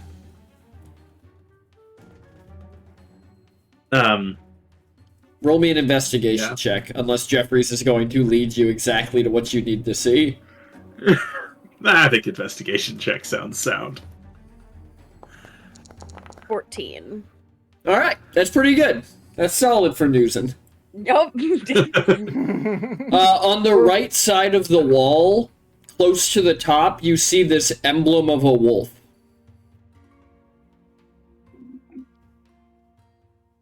Okay. And then you see kind of like a little shadowy alcove behind it. Okay, I'm just, just gonna reach my hand right in there. I have a It's a question trap. I have a Roll question damage. Wait, for no. Elliot. Can Jeffers Yeah? hold anything? No. With his like little claws or no? It's well, I guess technically he can, but it has to be like less than like half a pound. But I was just gonna give him the dagger. He's gonna put the dagger in his claw. I think that's Okay. probably not less than half a pound. I don't know. Knives are Loon's pretty gonna realize that it doesn't happen. But Loon is still going to attempt to give him the dagger. Fair. Newson, when you reach into this, the first thing your hand comes across feels small and metal. The second thing your hand comes across is some sort of cloth. Okay. I'm just picking up both things. As you pull it Carefully. out, you see that one of the items is Elliot's bag of holding, and the other one is the Scorched Guru amulet. Oh, fuck. Newsom just turns back with her hand, like, with the amulet and, bag, like, palm up. What are those? Those is our Elliot's amulet and our. He's gonna like pause and think. That's his bag. Why would he Smart. leave it? Why would he leave it here? He knew he was gonna get caught. He was being chased. So he'd rather get caught with anything. He'd rather hide it. Goddamn smart ass. Pretty much all our resources are in this bag, so. Mhm. Newsom will kind of like tuck everything away quickly in her own like satchel. So I guess Jeffries was stopping us from running into a losing situation. Lillian's gonna look at Jeffries and be like, "Smart as hell, Elliot, but you're in trouble now. Both with them and us." He's gonna like scold towards Jeffries, just like, "Bad." Smart, but bad.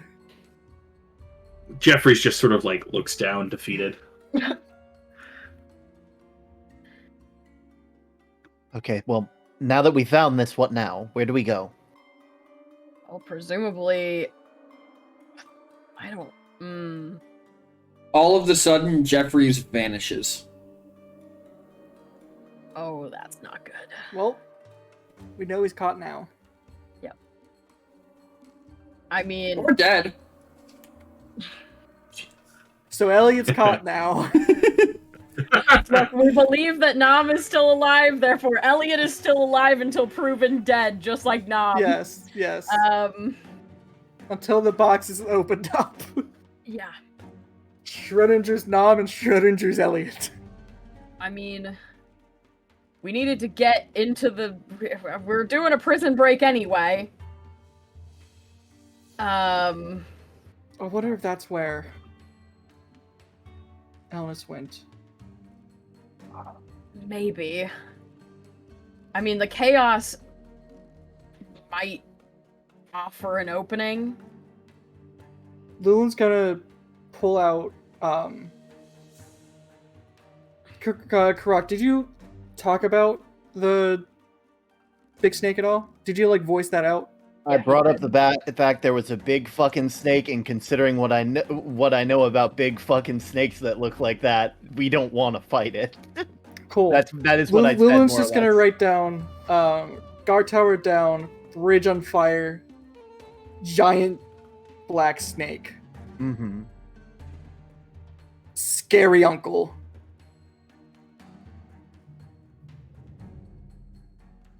Jeffrey's gone.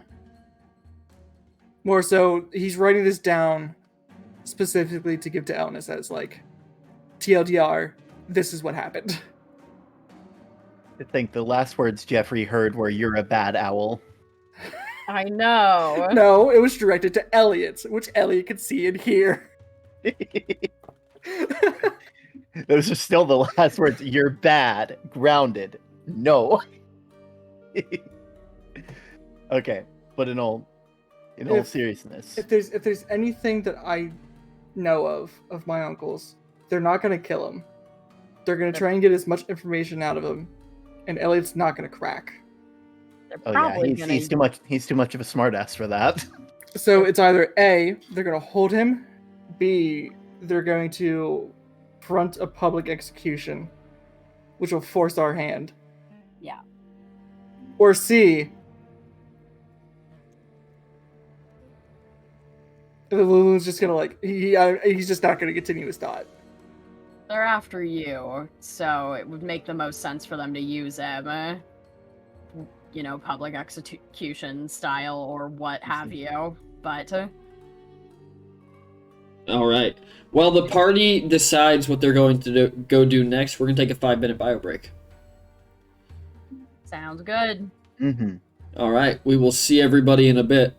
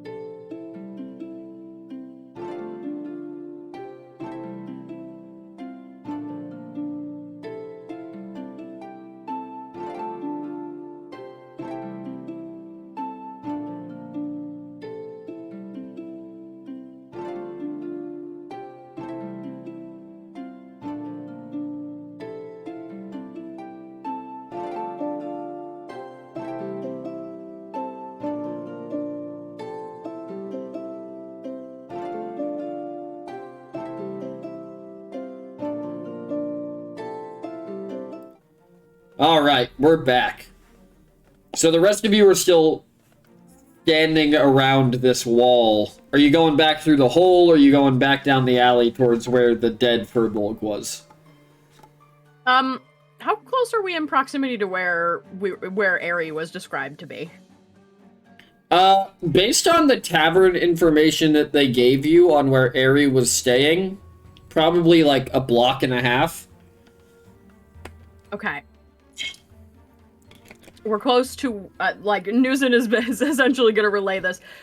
I'm pretty sure we're near where they said Aerie was, so maybe we go see if we can find them or what happened to them and stay in their place. So we can figure out the prison break, I guess. Sounds like a good idea as any.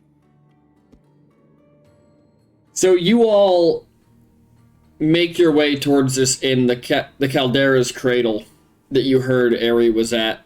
And when you get to the door, it's on a side street. It's essentially a street over from the bar you were in, so it's really actually surprisingly quiet on this street. As you know, if you heard a bunch of explosions, you wouldn't go outside either. Mm-hmm.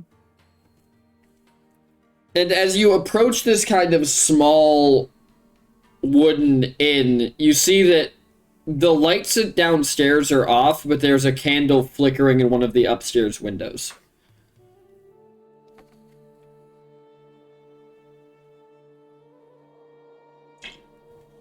Upon entering, Lulin's gonna put away... You haven't tried to go through the door yet. Yeah. Newson's gonna pick up a little rock and throw it at the window.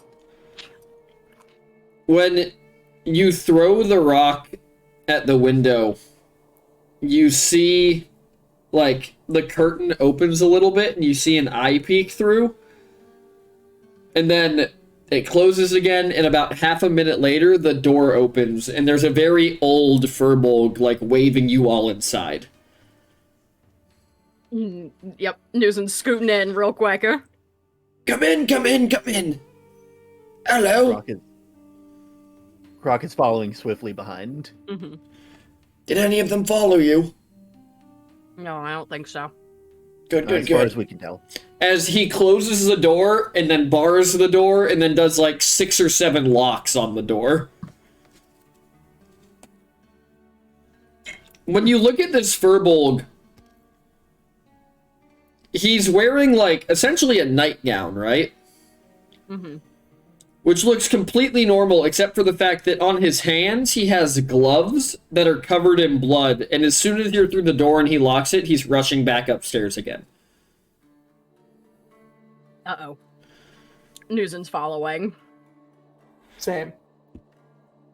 So you follow him up the stairs, and you rush to a room at the end of the hall. He rushes to a room at the end of the hall, and you guys follow him. And inside the room, on the table, is Avery. And he had has the same idea. Huh? Glad we all had the same idea. And just about where... roll me medicine, actually, as you all look at him, if you want to determine what kind of state he's in. Okay. I'm so medicinal. So medicinal. More medicinal than Lulin, though. Lulin, you're just kind of in shock. You look at him and it's very clear that he's not in a good state. But Newson, you've seen enough battles, and Karak, you've seen enough hunts to recognize that the giant hole on the left side of his chest has very clearly pierced a lung. As he's laying on this table, just like wetly gasping. I don't really know a better way to describe it. You're not Lulin's going to you're not start doing good. casting medicine. No, you can't do that. Oh, you're right. You can't. Oh, Like, you're the moment right. you went to move, Newsom would grab your hands. Oh, you're right. then Loon's gonna start assisting. Wait. Newson's pulling out the bag and just thinking There's of... a healing potion in there. Yeah, okay. Is thinking of healing potion, basically. Because she doesn't know for certain, but...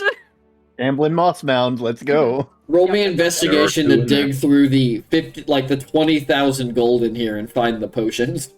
And I'm also pretty sure like when the you 20 think of tons of something- rock. When you think of what you want out of a That makes bag of that holding, makes sense. Actually, I thought that don't was how quite bags know of how they holding work. Yeah. I've always assumed they just work like a normal bag, where the person who has it knows where the things inside it are.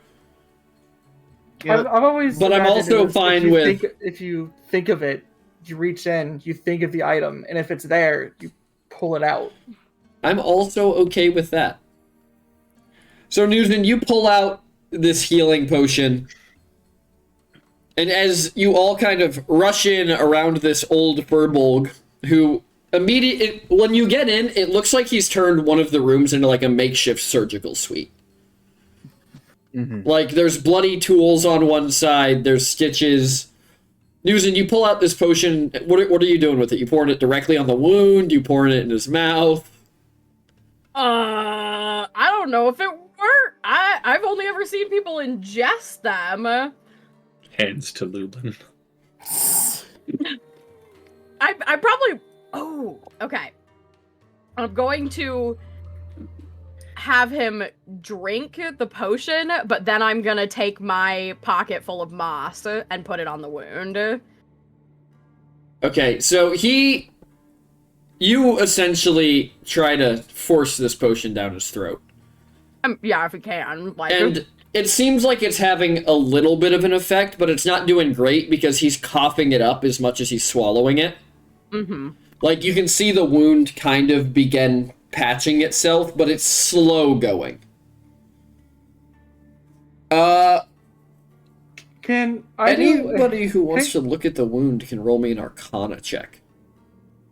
I was gonna say, can I do a history check on whether or not Elliot has described or whether or not innate magic is safe?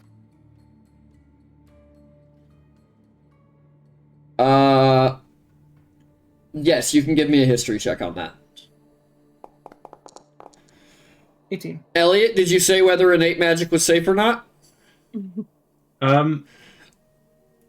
Elliot tested, and he wasn't tracked when he got innate magic, but I don't think he mentioned it once he got back. Like, he was taking notes in the back when things sort of went down, so... All right. Okay, I also wasn't sure if you mentioned it or not, which is why I wanted to do a history check. But, So, Lulin, you never can't mind. remember him mentioning it. Karak, Yeah. looking at this wound, the inside of this wound, as fast as it is healing, is burning again. Oh, that's not good at all. As you're all kind of sitting over him, and Newton, as he's like coughing up this health potion, he kind of blinks his eyes and opens them, and he goes, "Oh God, I'm in hell. Are you the one who's here to torture me?" No, I'm here to help you, dumbass. As Newton's like pulling moss out of her bag and like, I'm gonna put my shambling mound moss over this, or like try and Staunch the wound. staunch the almost. wound with it. Yeah. What happened As to you? you're kind of packing this wound, Newton, you can see that like he's down a lung in a pretty bad way. As you're packing this moss in, and the furbolg who's working on him like perks up and like begins adding things as you're packing moss in, like powders and all that. As he turns to Croc and he goes, "What do you think happened? I got stabbed." Yeah, but with what? That wound isn't a normal stab wound. No, it was one of the flame keepers. Their sword was lit up with this green kind of flame. Why? Is it bad? Did they get my face? Fucking. No, No, I think your face is all right. They hit your lung. Well, there goes my singing career. Based on what it looks like, whatever they hit you with, it's still trying to kill you. Then don't waste any time on it. Rock's just kind of gonna take a step back and let Newson take over from there. Just because he's like, this isn't his place. He's not here to say what they should or shouldn't do. Newson.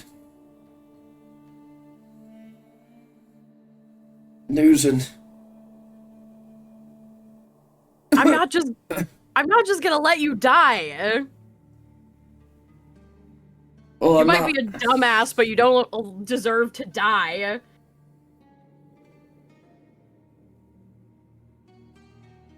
I don't think there's much we can do. At least not with what we have right here. Quite literally burning at him. It's like when you stomp out a fire, but the embers are still there. It's eating away at him right now. You're just delaying the inevitable. You can put out a fire. You can, just because there are embers still there doesn't mean you can't. That's when you pour water on it. Please don't pour water into my lung. The Furbolg, as he's like adding things, looks up at you, News, and he goes, "We can save him, but we'd have to use magic." I can offer my services. I am a paladin. I have natural healing abilities, but I don't know if that would trigger anything. If we do use magic, our location is compromised and we have to immediately go. Well, he can't move like this.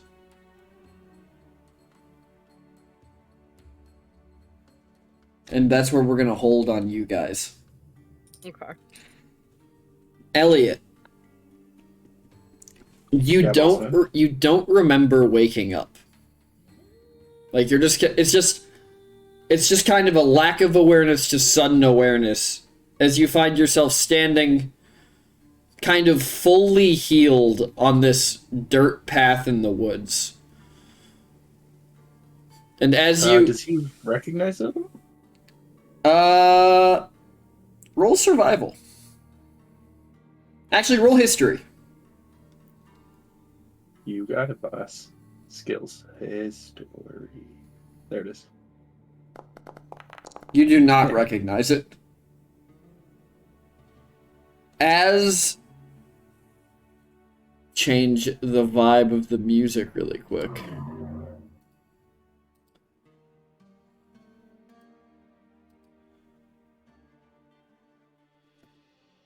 As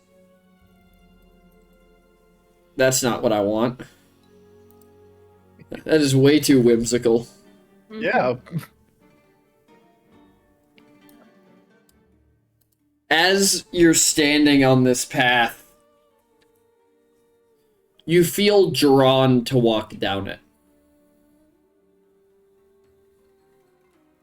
And the more you take in, there's like kind of whatever you're not looking at seems to just kind of fade away.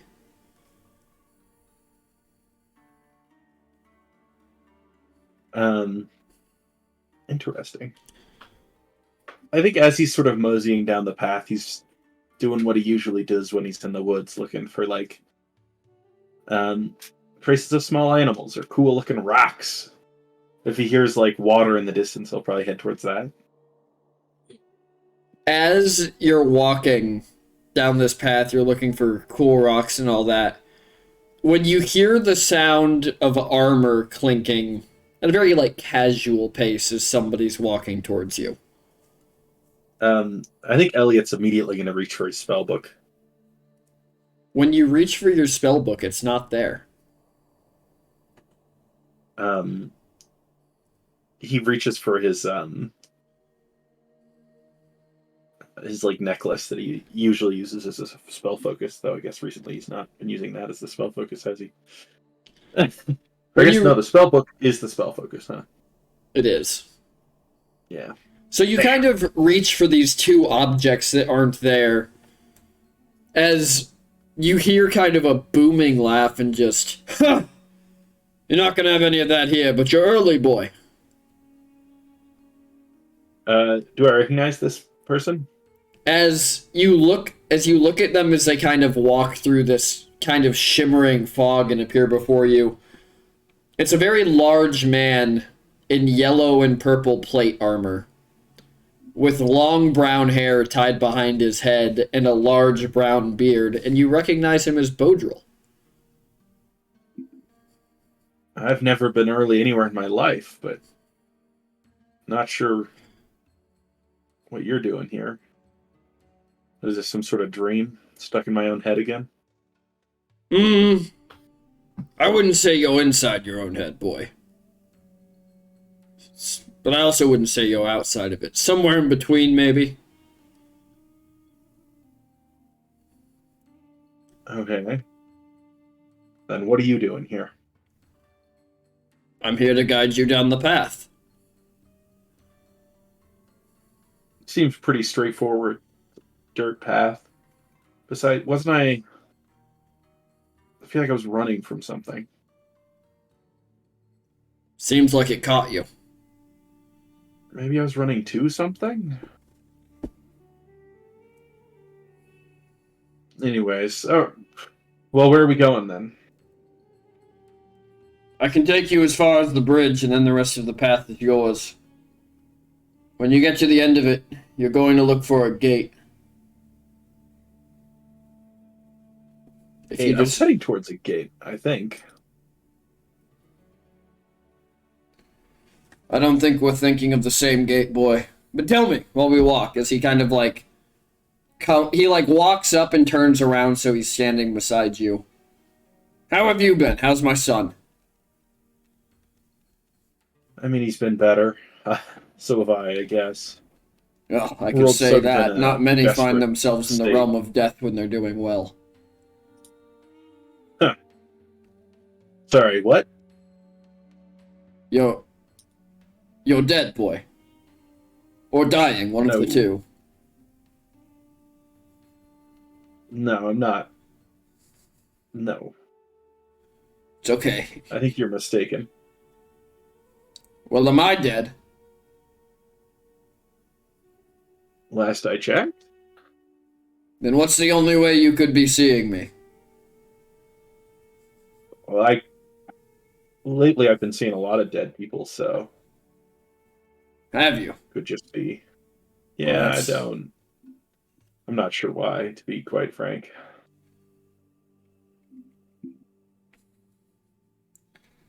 Well, You ever heard of that kind of thing? people seeing the dead? All the time. Happens here all the time. But I suppose this is a unique situation. Yeah, I was seeing the dead when I was clearly alive. Well, you feel drawn towards the gate, don't you?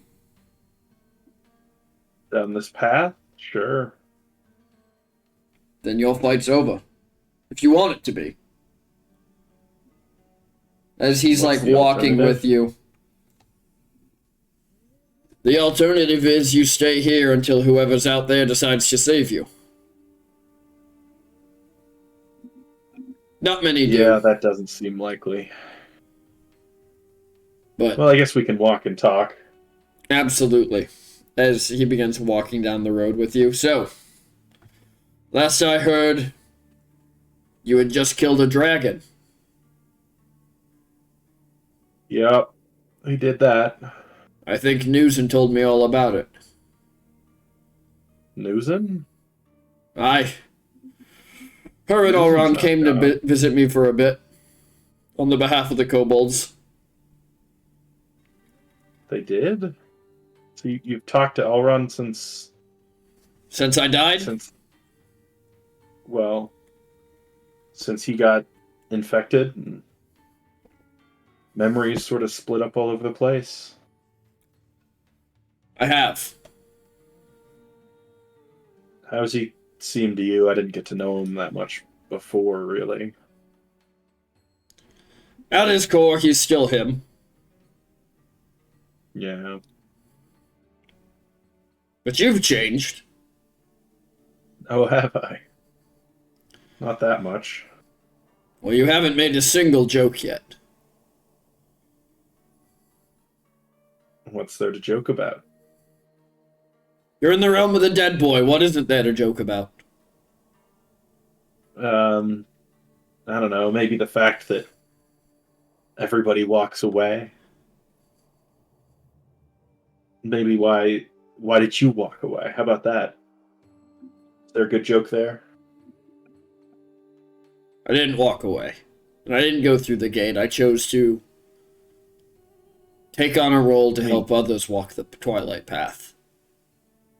We tried to save you. I know you did. We all try to save each other in the end. As you come out in front of this wide chasm with a rope bridge across it, and he kind of stops and goes, "This is as far as I can go. Okay. Do not let Fine. yourself get drawn off the path." One question before you go. Of course. I mean, you were supposed to be the one to teach me how to manage the wolf. And then maybe I thought Alron could take that place, but I don't know that he's ready. Who else is there? Well, there is an old friend of mine who could teach you how to manage it. You'd have to go find him, of course. He goes by the What's his name of name? Bathos. He's Yeah. he's a werebear. I think we've met. You've met him. Oh, how's the old Yeah. bastard doing? You getting along with everyone? All right. No. No. But I think you probably expect that. How did you end up here anyways? I don't remember exactly. I mean, we were in the Feywild. We'd gotten into the city and we were just about to meet the group, but the magic, the city that I feel like I found a way to sort of the city's magic, it's being drawn on. It's being manipulated. I was trying to figure out how and why.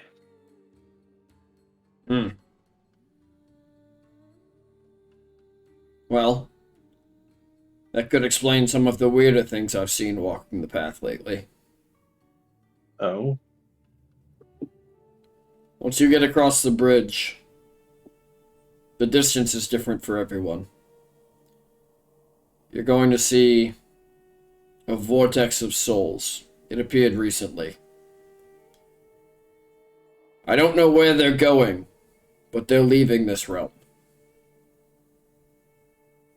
oh, And they've been stuck here as long as I've been here. that's concerning. As I Well, said, I'll see though, what I see. do not let yourself get drawn off the path, Elliot. Once you reach the gate, and if you go through, it will present you with the life where you're happiest.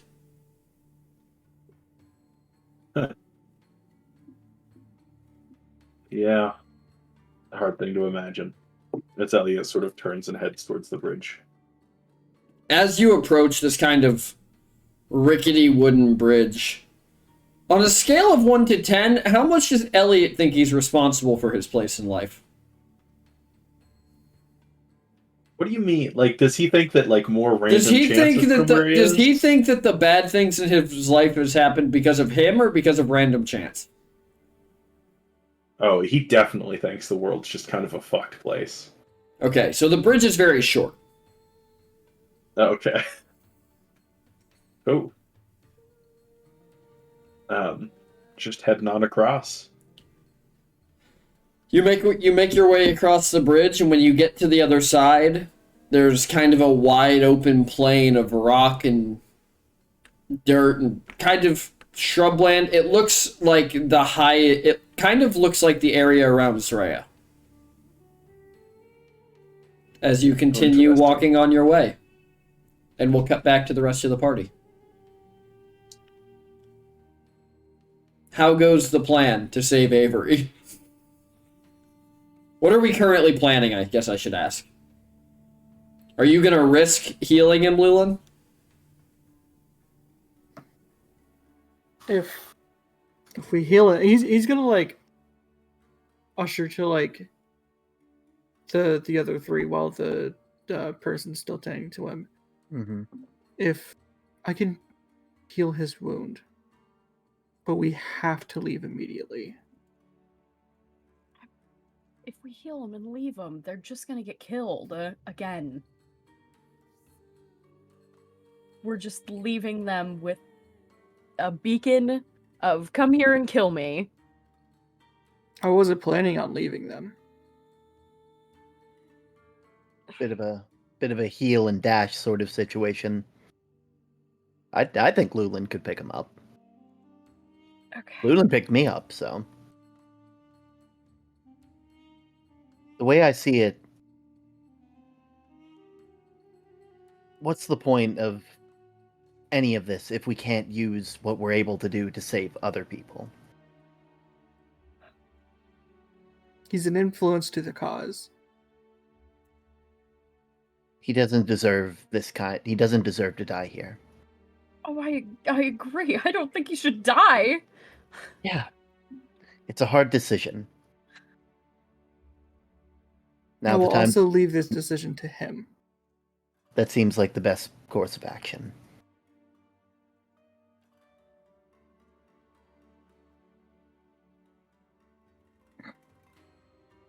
If it was any of you guys, I would pick you up immediately. Mm-hmm. I don't know Avery's opinions.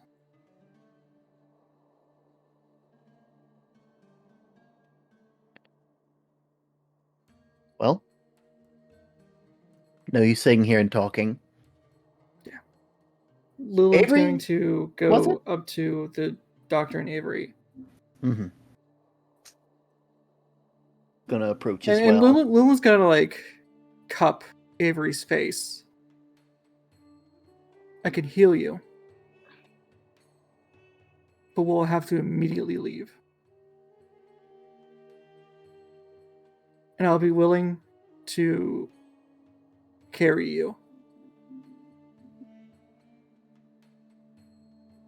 But, and he's gonna look at like the older man.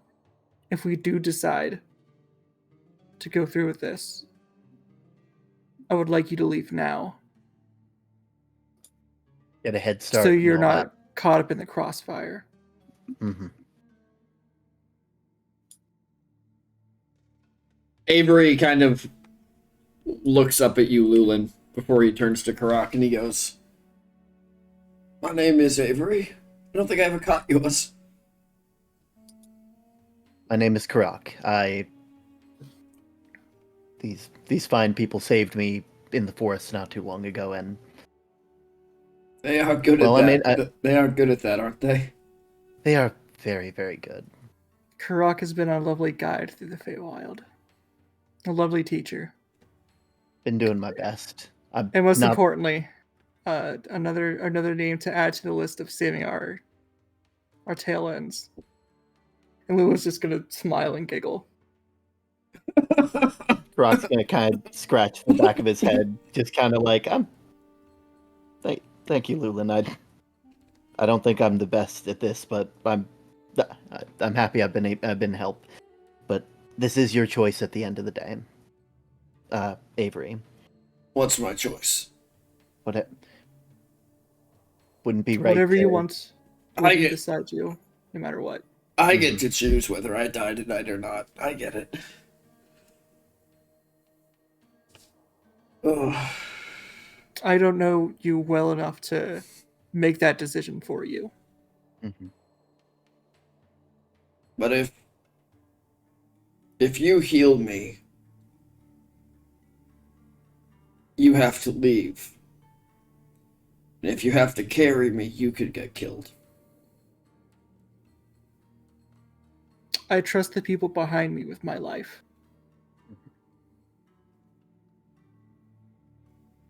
Then perhaps it's time for you to leave me behind too. If you don't mind me saying, at least giving a bit of my take on this whole thing, tonight has been very familiar to some of the last couple things I remember. And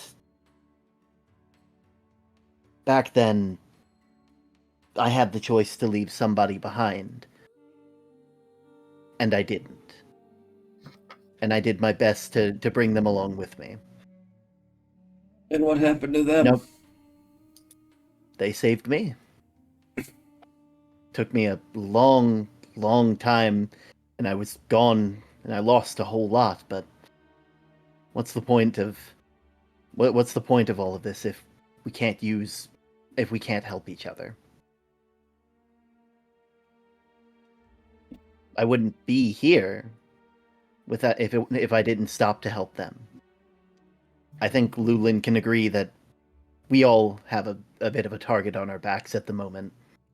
What's one more? You haven't been running. You haven't been running with this crew long, have you? They always have a target on their backs. Then it sounds Lulin, grabs and rubs the back of his head, smiles. Then it It's sounds kinda like popular. What's to say? Sounds like nothing will change if we try to help you then.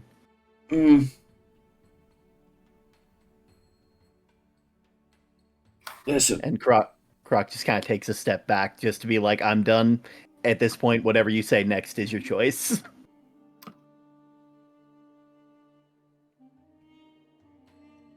I feel like I need to hear from somebody who doesn't like me as much as you two seem to. Newson?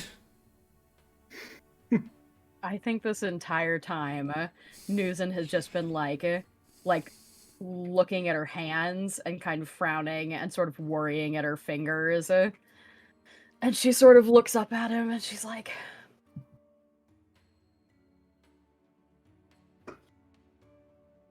whether you believe this or not is up to you. But after Cazador died, I saw him in another plane. And Cazador? The vampire from Baldur's Gate 3? No, okay. I swore to God that was the dwarf's name. I've never even encountered Cazador. That's What am I thinking? really funny. His name was... It was something with a K, I swear It definitely was. Okay, I'm just mispronouncing it then. Obviously, their name was Karak, but with a K. It wasn't Karak.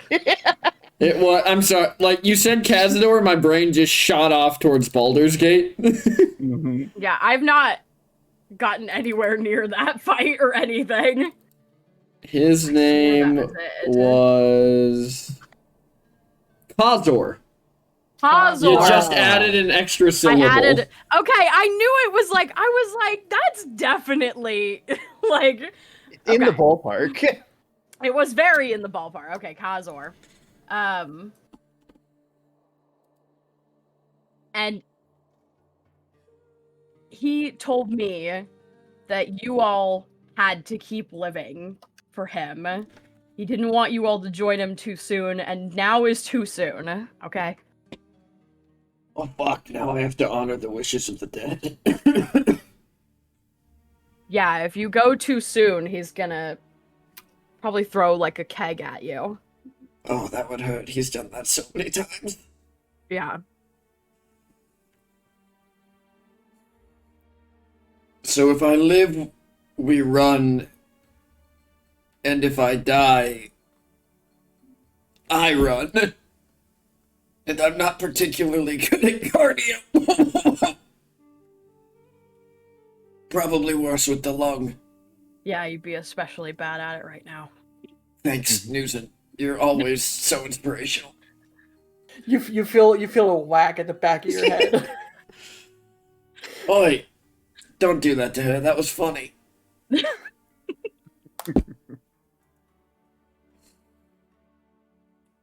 What if we can make it count? Take as many of those bastards with me as I can. He kind of looks up at the old man. You still have all the stuff in the basement? I do, but I don't think we should be using that for this. I don't know. Seems like a good time. Lulin, Newson, could you, As he kind of, like, starts to try and lean up. Help me down to the basement.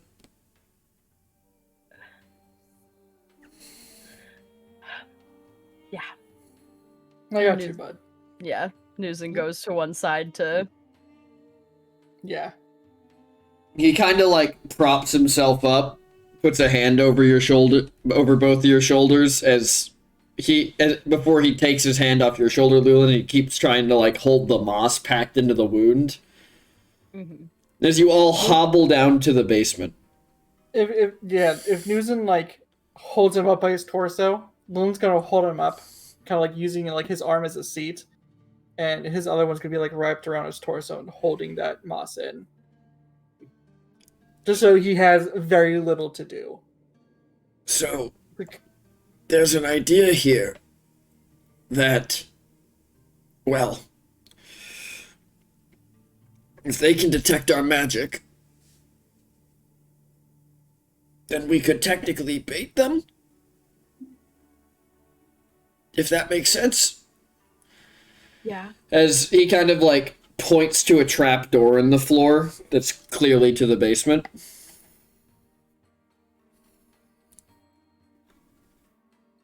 Before Kazor died, he gave us a recipe for something. He told us that it was his dream to use it on a ship. For obvious reasons, we thought that was a bad idea. Can one of you get that door for me, please? Brock's gonna go ahead and do that since the other two are helping him. When Karak opens the door, all of you get hit with the distinct smell of sulfur as you look at barrels upon barrels lined up in the basement.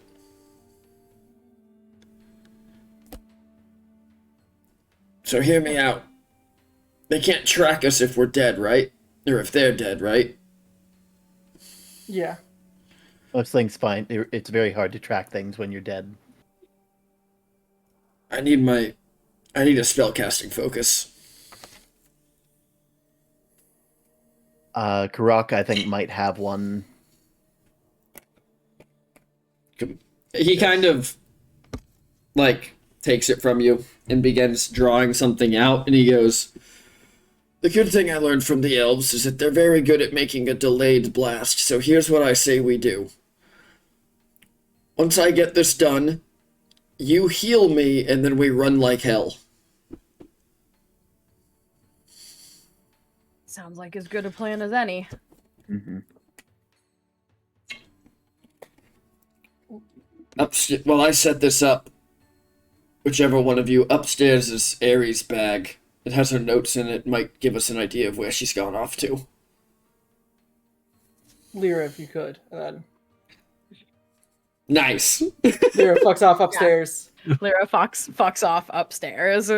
So as he finishes this spell, he kind of takes the paper and he kind of hobbles over with your help, Newson, to the trap door. And he, like, markedly puts it on the bottom of the trap door before lowering it down. And then he looks at you all, he goes, all right, well, get your running shoes on. Let's give the old man let's give Aries' grandfather a little bit of time to get out of here first. Yeah. Lulin's gonna hand Karak.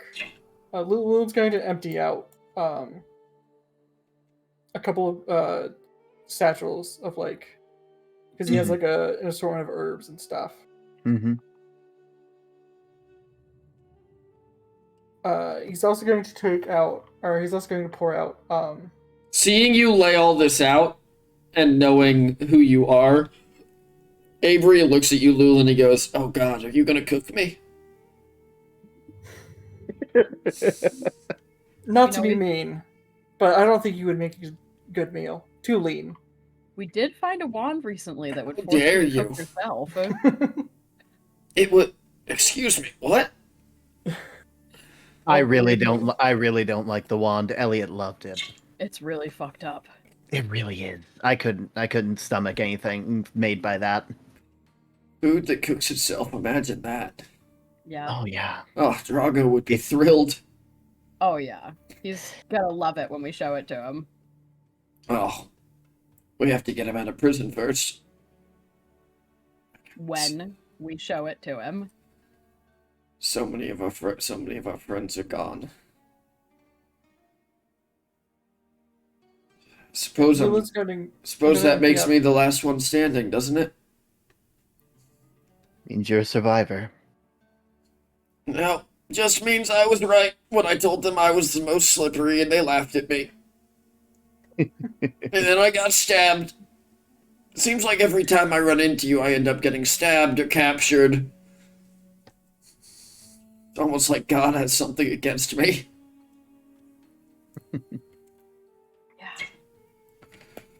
The old man packs all his stuff up and leaves. And he tells you that he will meet you in Umbrion's hold. And he writes down the name of another tavern for you. And if any of you want to write that down, the tavern is the Molten Lair that he is going to meet you at. Layer like Layer or Lair? Layer, the Molten Lair. Got it. Layer. It comes in layers. Teehee. Their fun fact about that tavern: their main dessert, molten lava cake. I love that. Of course.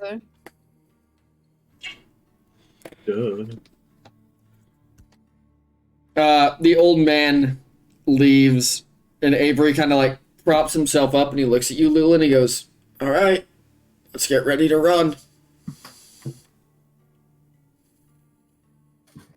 So, The only downside to this plan is, well, everyone around this building, so hopefully nobody innocent stuck around. Hopefully. we're gonna we're at the basement. We're gonna go up to the main level where like the door is. He closed the door to the basement already. You guys are on the main level.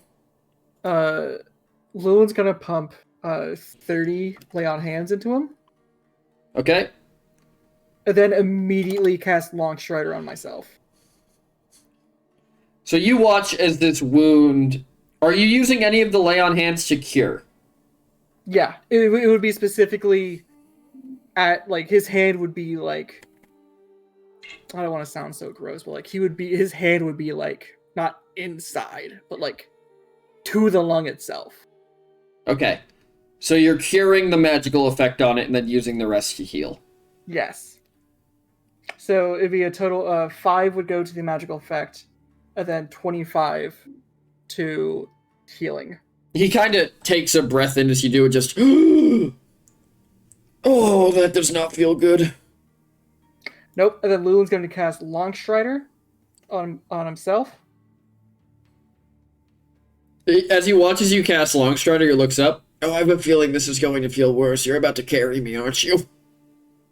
Hold on tight. You're going over the shoulder like a sack of flour, bud. I'll have you know I'm worth much more than a sack of flour. As he just gets picked up and huffed over Lulin's shoulder. And then you all take off. Into the night. Into the night. Elliot. Yes, boss man. As you are walking down the path, off to your left, you see what was described to you. You see a swirl of souls, all of them screaming and belting words and yelling, being dragged down into this focal point that looks like a sword sticking out of the ground. But to investigate further, you would have to leave the path. I think that here Elliot would listen to the advice, give it to him, and sort of stick to the path. As you continue... I think he's looking through his pockets to see if he could find anything he can use as a spell focus. As you're looking through your pockets, you manage to find a ring that your mother gave you when you were a child. Oh. Did he have that before? You did not. He's gonna start, like, playing with it. Like twirling it over your fingers, or like just moving it. Like twirling it around his fingers, like putting it on, like sort of just investigating the ring as he walks. As you continue down this path, in the distance, you see towering into the sky what seems to be a giant archway. And you see in front of it, there aren't doors, but there's just like a shimmering field of magic as you approach it. And as you approach it, your urge to go through it gets stronger and stronger. What do you do? I assume that there's nothing, like, inherently weird about this ring other than it's just... It's just a ring you didn't remember you had. Or that you didn't have, and you don't know. He's gonna recheck his pockets again. It's like, wait, is there more? Roll investigation. You got it, boss.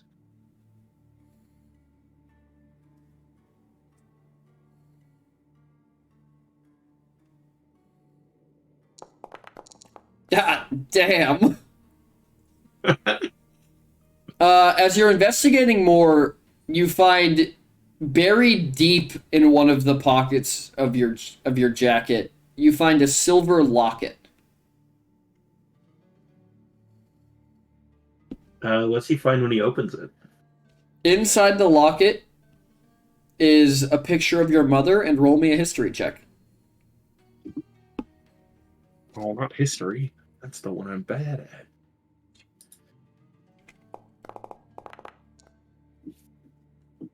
Inside the locket is the picture of your mother and a picture of a man with long blonde hair that you can kind of place like you've seen him somewhat recently, but you don't know where.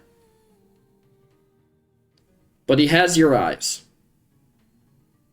I think he'll put the locket and the ring on and sort of like start to approach the magic field looking thing. As you approach it, you get towards this gate, almost to where you could reach out and touch it, and you can feel the magic humming off of it, singing to you like a song, when you're kind of snapped out of it by a voice behind you. Now, where do you think you're going? I don't know. I've been told I'm dead, so it doesn't really matter. Everything matters. See who it is. Everything matters. The future's never certain. And with that, he snaps around, basically. When pretty certain of who it is. You snap around, standing on the path, just off to the side of it, is a man with short, scraggly brown hair and a thin beard, with two eyes, both green. As Pharaoh looks at you, you're not going to go through it, are you? Wow. You look normal. Wow, you look normal, dick. What? You don't have a fucked up eye, now do you? I thought my eye was beautiful. You are being lied to. As, like, Elliot, like, runs over and actually, like, hugs him. As you run over to hug him, he holds a hand out and stops you right before you step off the path. What? You can't get off and I can't get back on, kid. What do you mean you can't? What are you even doing here? Waiting for you. Oh, yeah? Oh, yeah. Okay. Had to make sure the promise of eternal bliss didn't appeal to you too much. Oh, yeah, that. Oh, what a weird thing. How dare it? Appeal. Well, I mean, that's kind of the point, isn't it?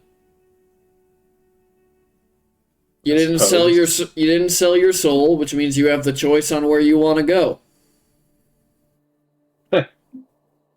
Figured I'd wait No for one you and gave make me a sure you good made enough the right offer. one. Well, I mean, I offered a couple times, but you never wanted to sign. Yeah, well.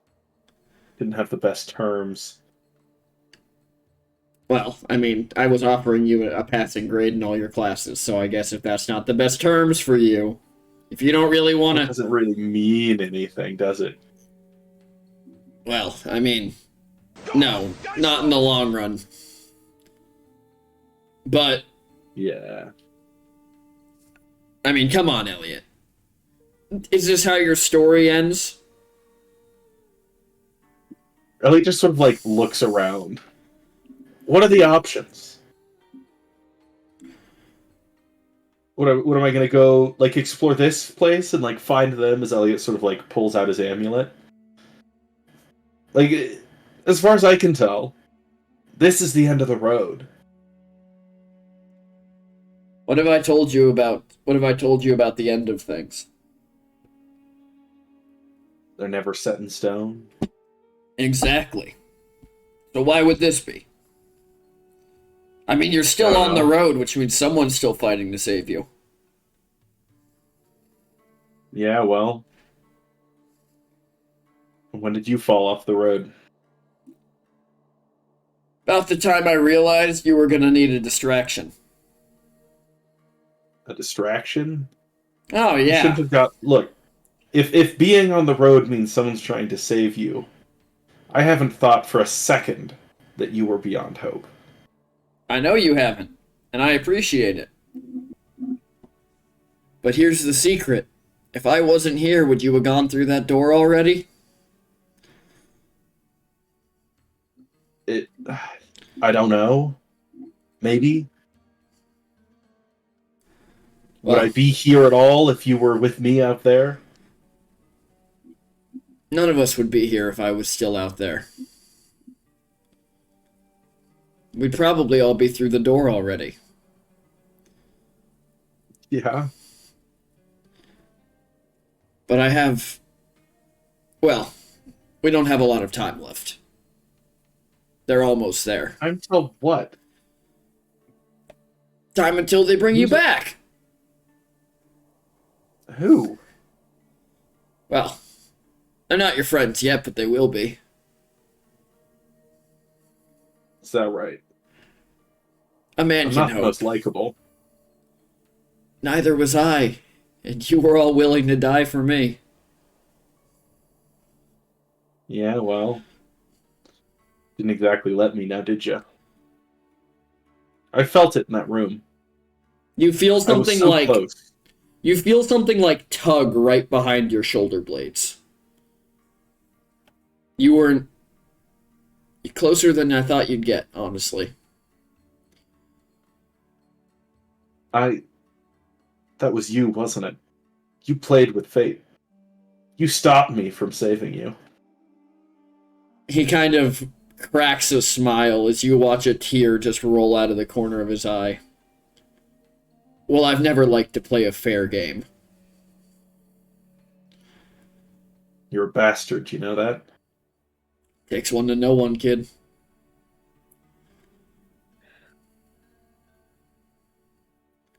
You feel that You tug better move again, on and through this that time gate. it pulls you back a couple steps. Next time I'm here, you better not be. Maybe. But what's the point of bliss if you don't have something to compare it to, you know? Well, This time the I'm tug going back to physically hell. almost pulls you off your feet. Kid, goodbye then. As Elliot turns his head. kid, What? this isn't goodbye. It's just to see you Better later. not be. As Elliot turns around. Love heads you like a towards son, the, Elliot. No, you are my son, Elliot.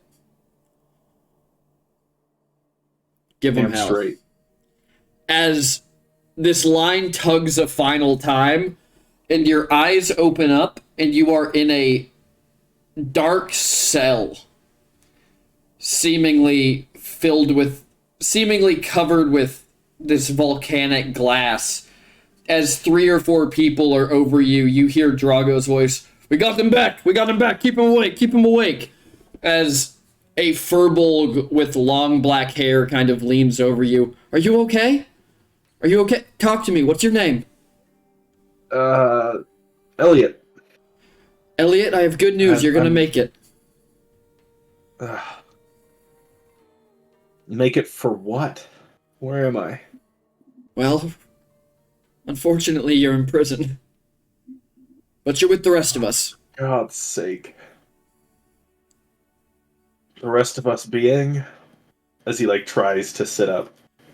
As you look around, you see Drago, frantically packing the wound in your side. As you see a couple other people to one side, you see somebody sitting on a stool watching you, and they have long, just pitch black hair, and their eyes are bright yellow. As they're kind of watching you from the shadows, and this person goes, well, there's me. The Furbolg goes, well, there's me, Mr. Silent over here, and Drago. At least in this cell, but there's others in the prison. It is so good that you woke up, though. I was getting very worried. Yeah, well... an old friend kept me around. Off in the distance, even from here, Elliot, you hear... And News and Lulin and Karak, you hear, see, and feel the shockwave of the tavern exploding. I think it worked. Avery kind of looks up from where he's on Lulin's back, and he goes, yeah, look at that, and just passes out again. But Elliot, this person kind of looks up at it and goes, well, it's good to see that somebody out there's still fighting. What's your name? Yeah. I told you. It's Elliot. Right. Sorry, There's one familiar face here. As you kind of take in more of the room, you see that this Furbolg has kind of a gray dappled coat with spots of white all over it. Well, it's good to have you here. Well, it's not good to have you here, but I'm glad you made it. Yeah, it's good not being dead. Well, it's actually pain and misery not being dead, but... But pain and misery's what teaches you what the happy moments are. As this Furbolg turns, and down one of their shoulders, you can see that there are 4 very distinct claw marks running down their back. Oof. And Yeah. they're long scarred over. Well, looks like you've had your fair share, I guess. Oh, it's from a knoll when I was a kid. Drago, Yes. tell me, how did you end up here? Ah, see, it's a very good story. I got the cot. Okay. What were you doing? Trying to get the bear.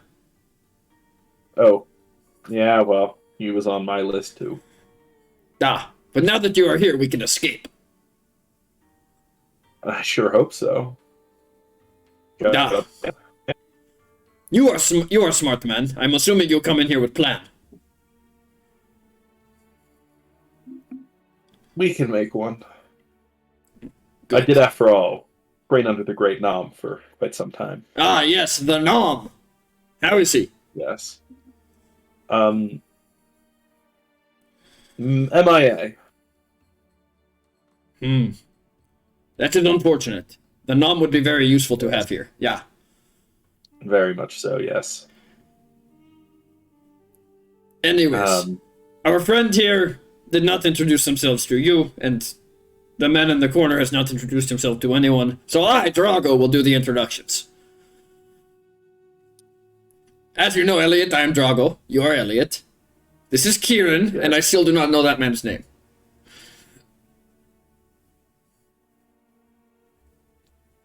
And just he sits there silently, I guess.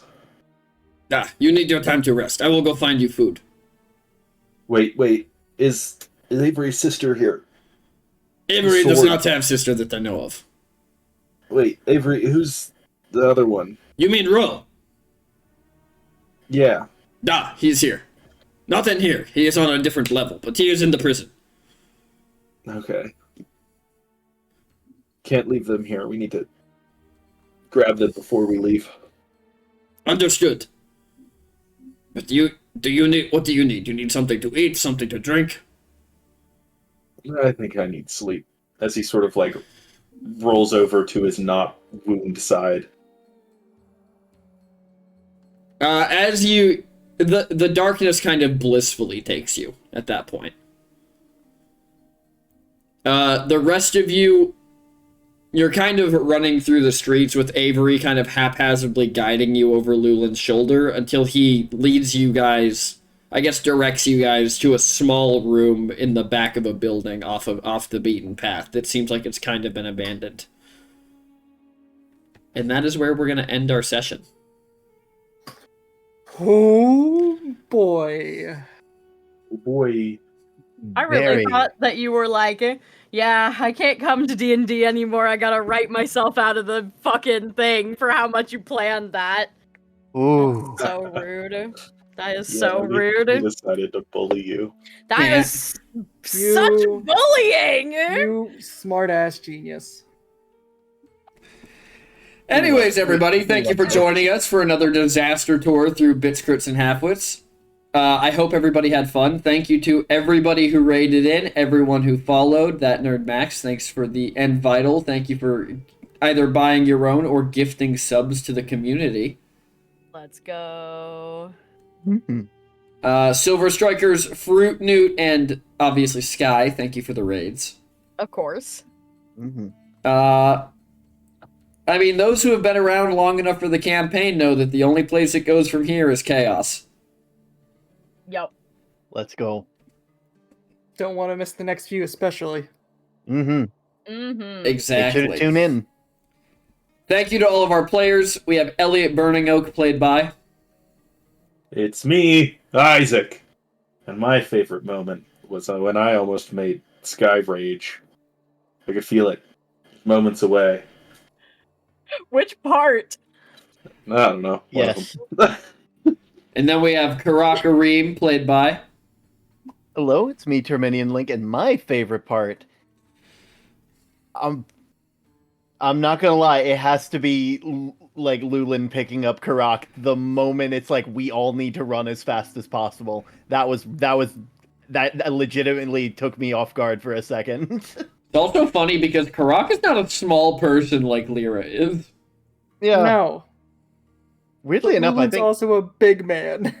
Karak could probably like hold a person of his own weight considering the strong build ability. Anyway, thanks for another time. And then we have News and World Walker played by. It's me, the Sky Team. I think my favorite part was just a whisper of divine intervention. Yeah, did you like that?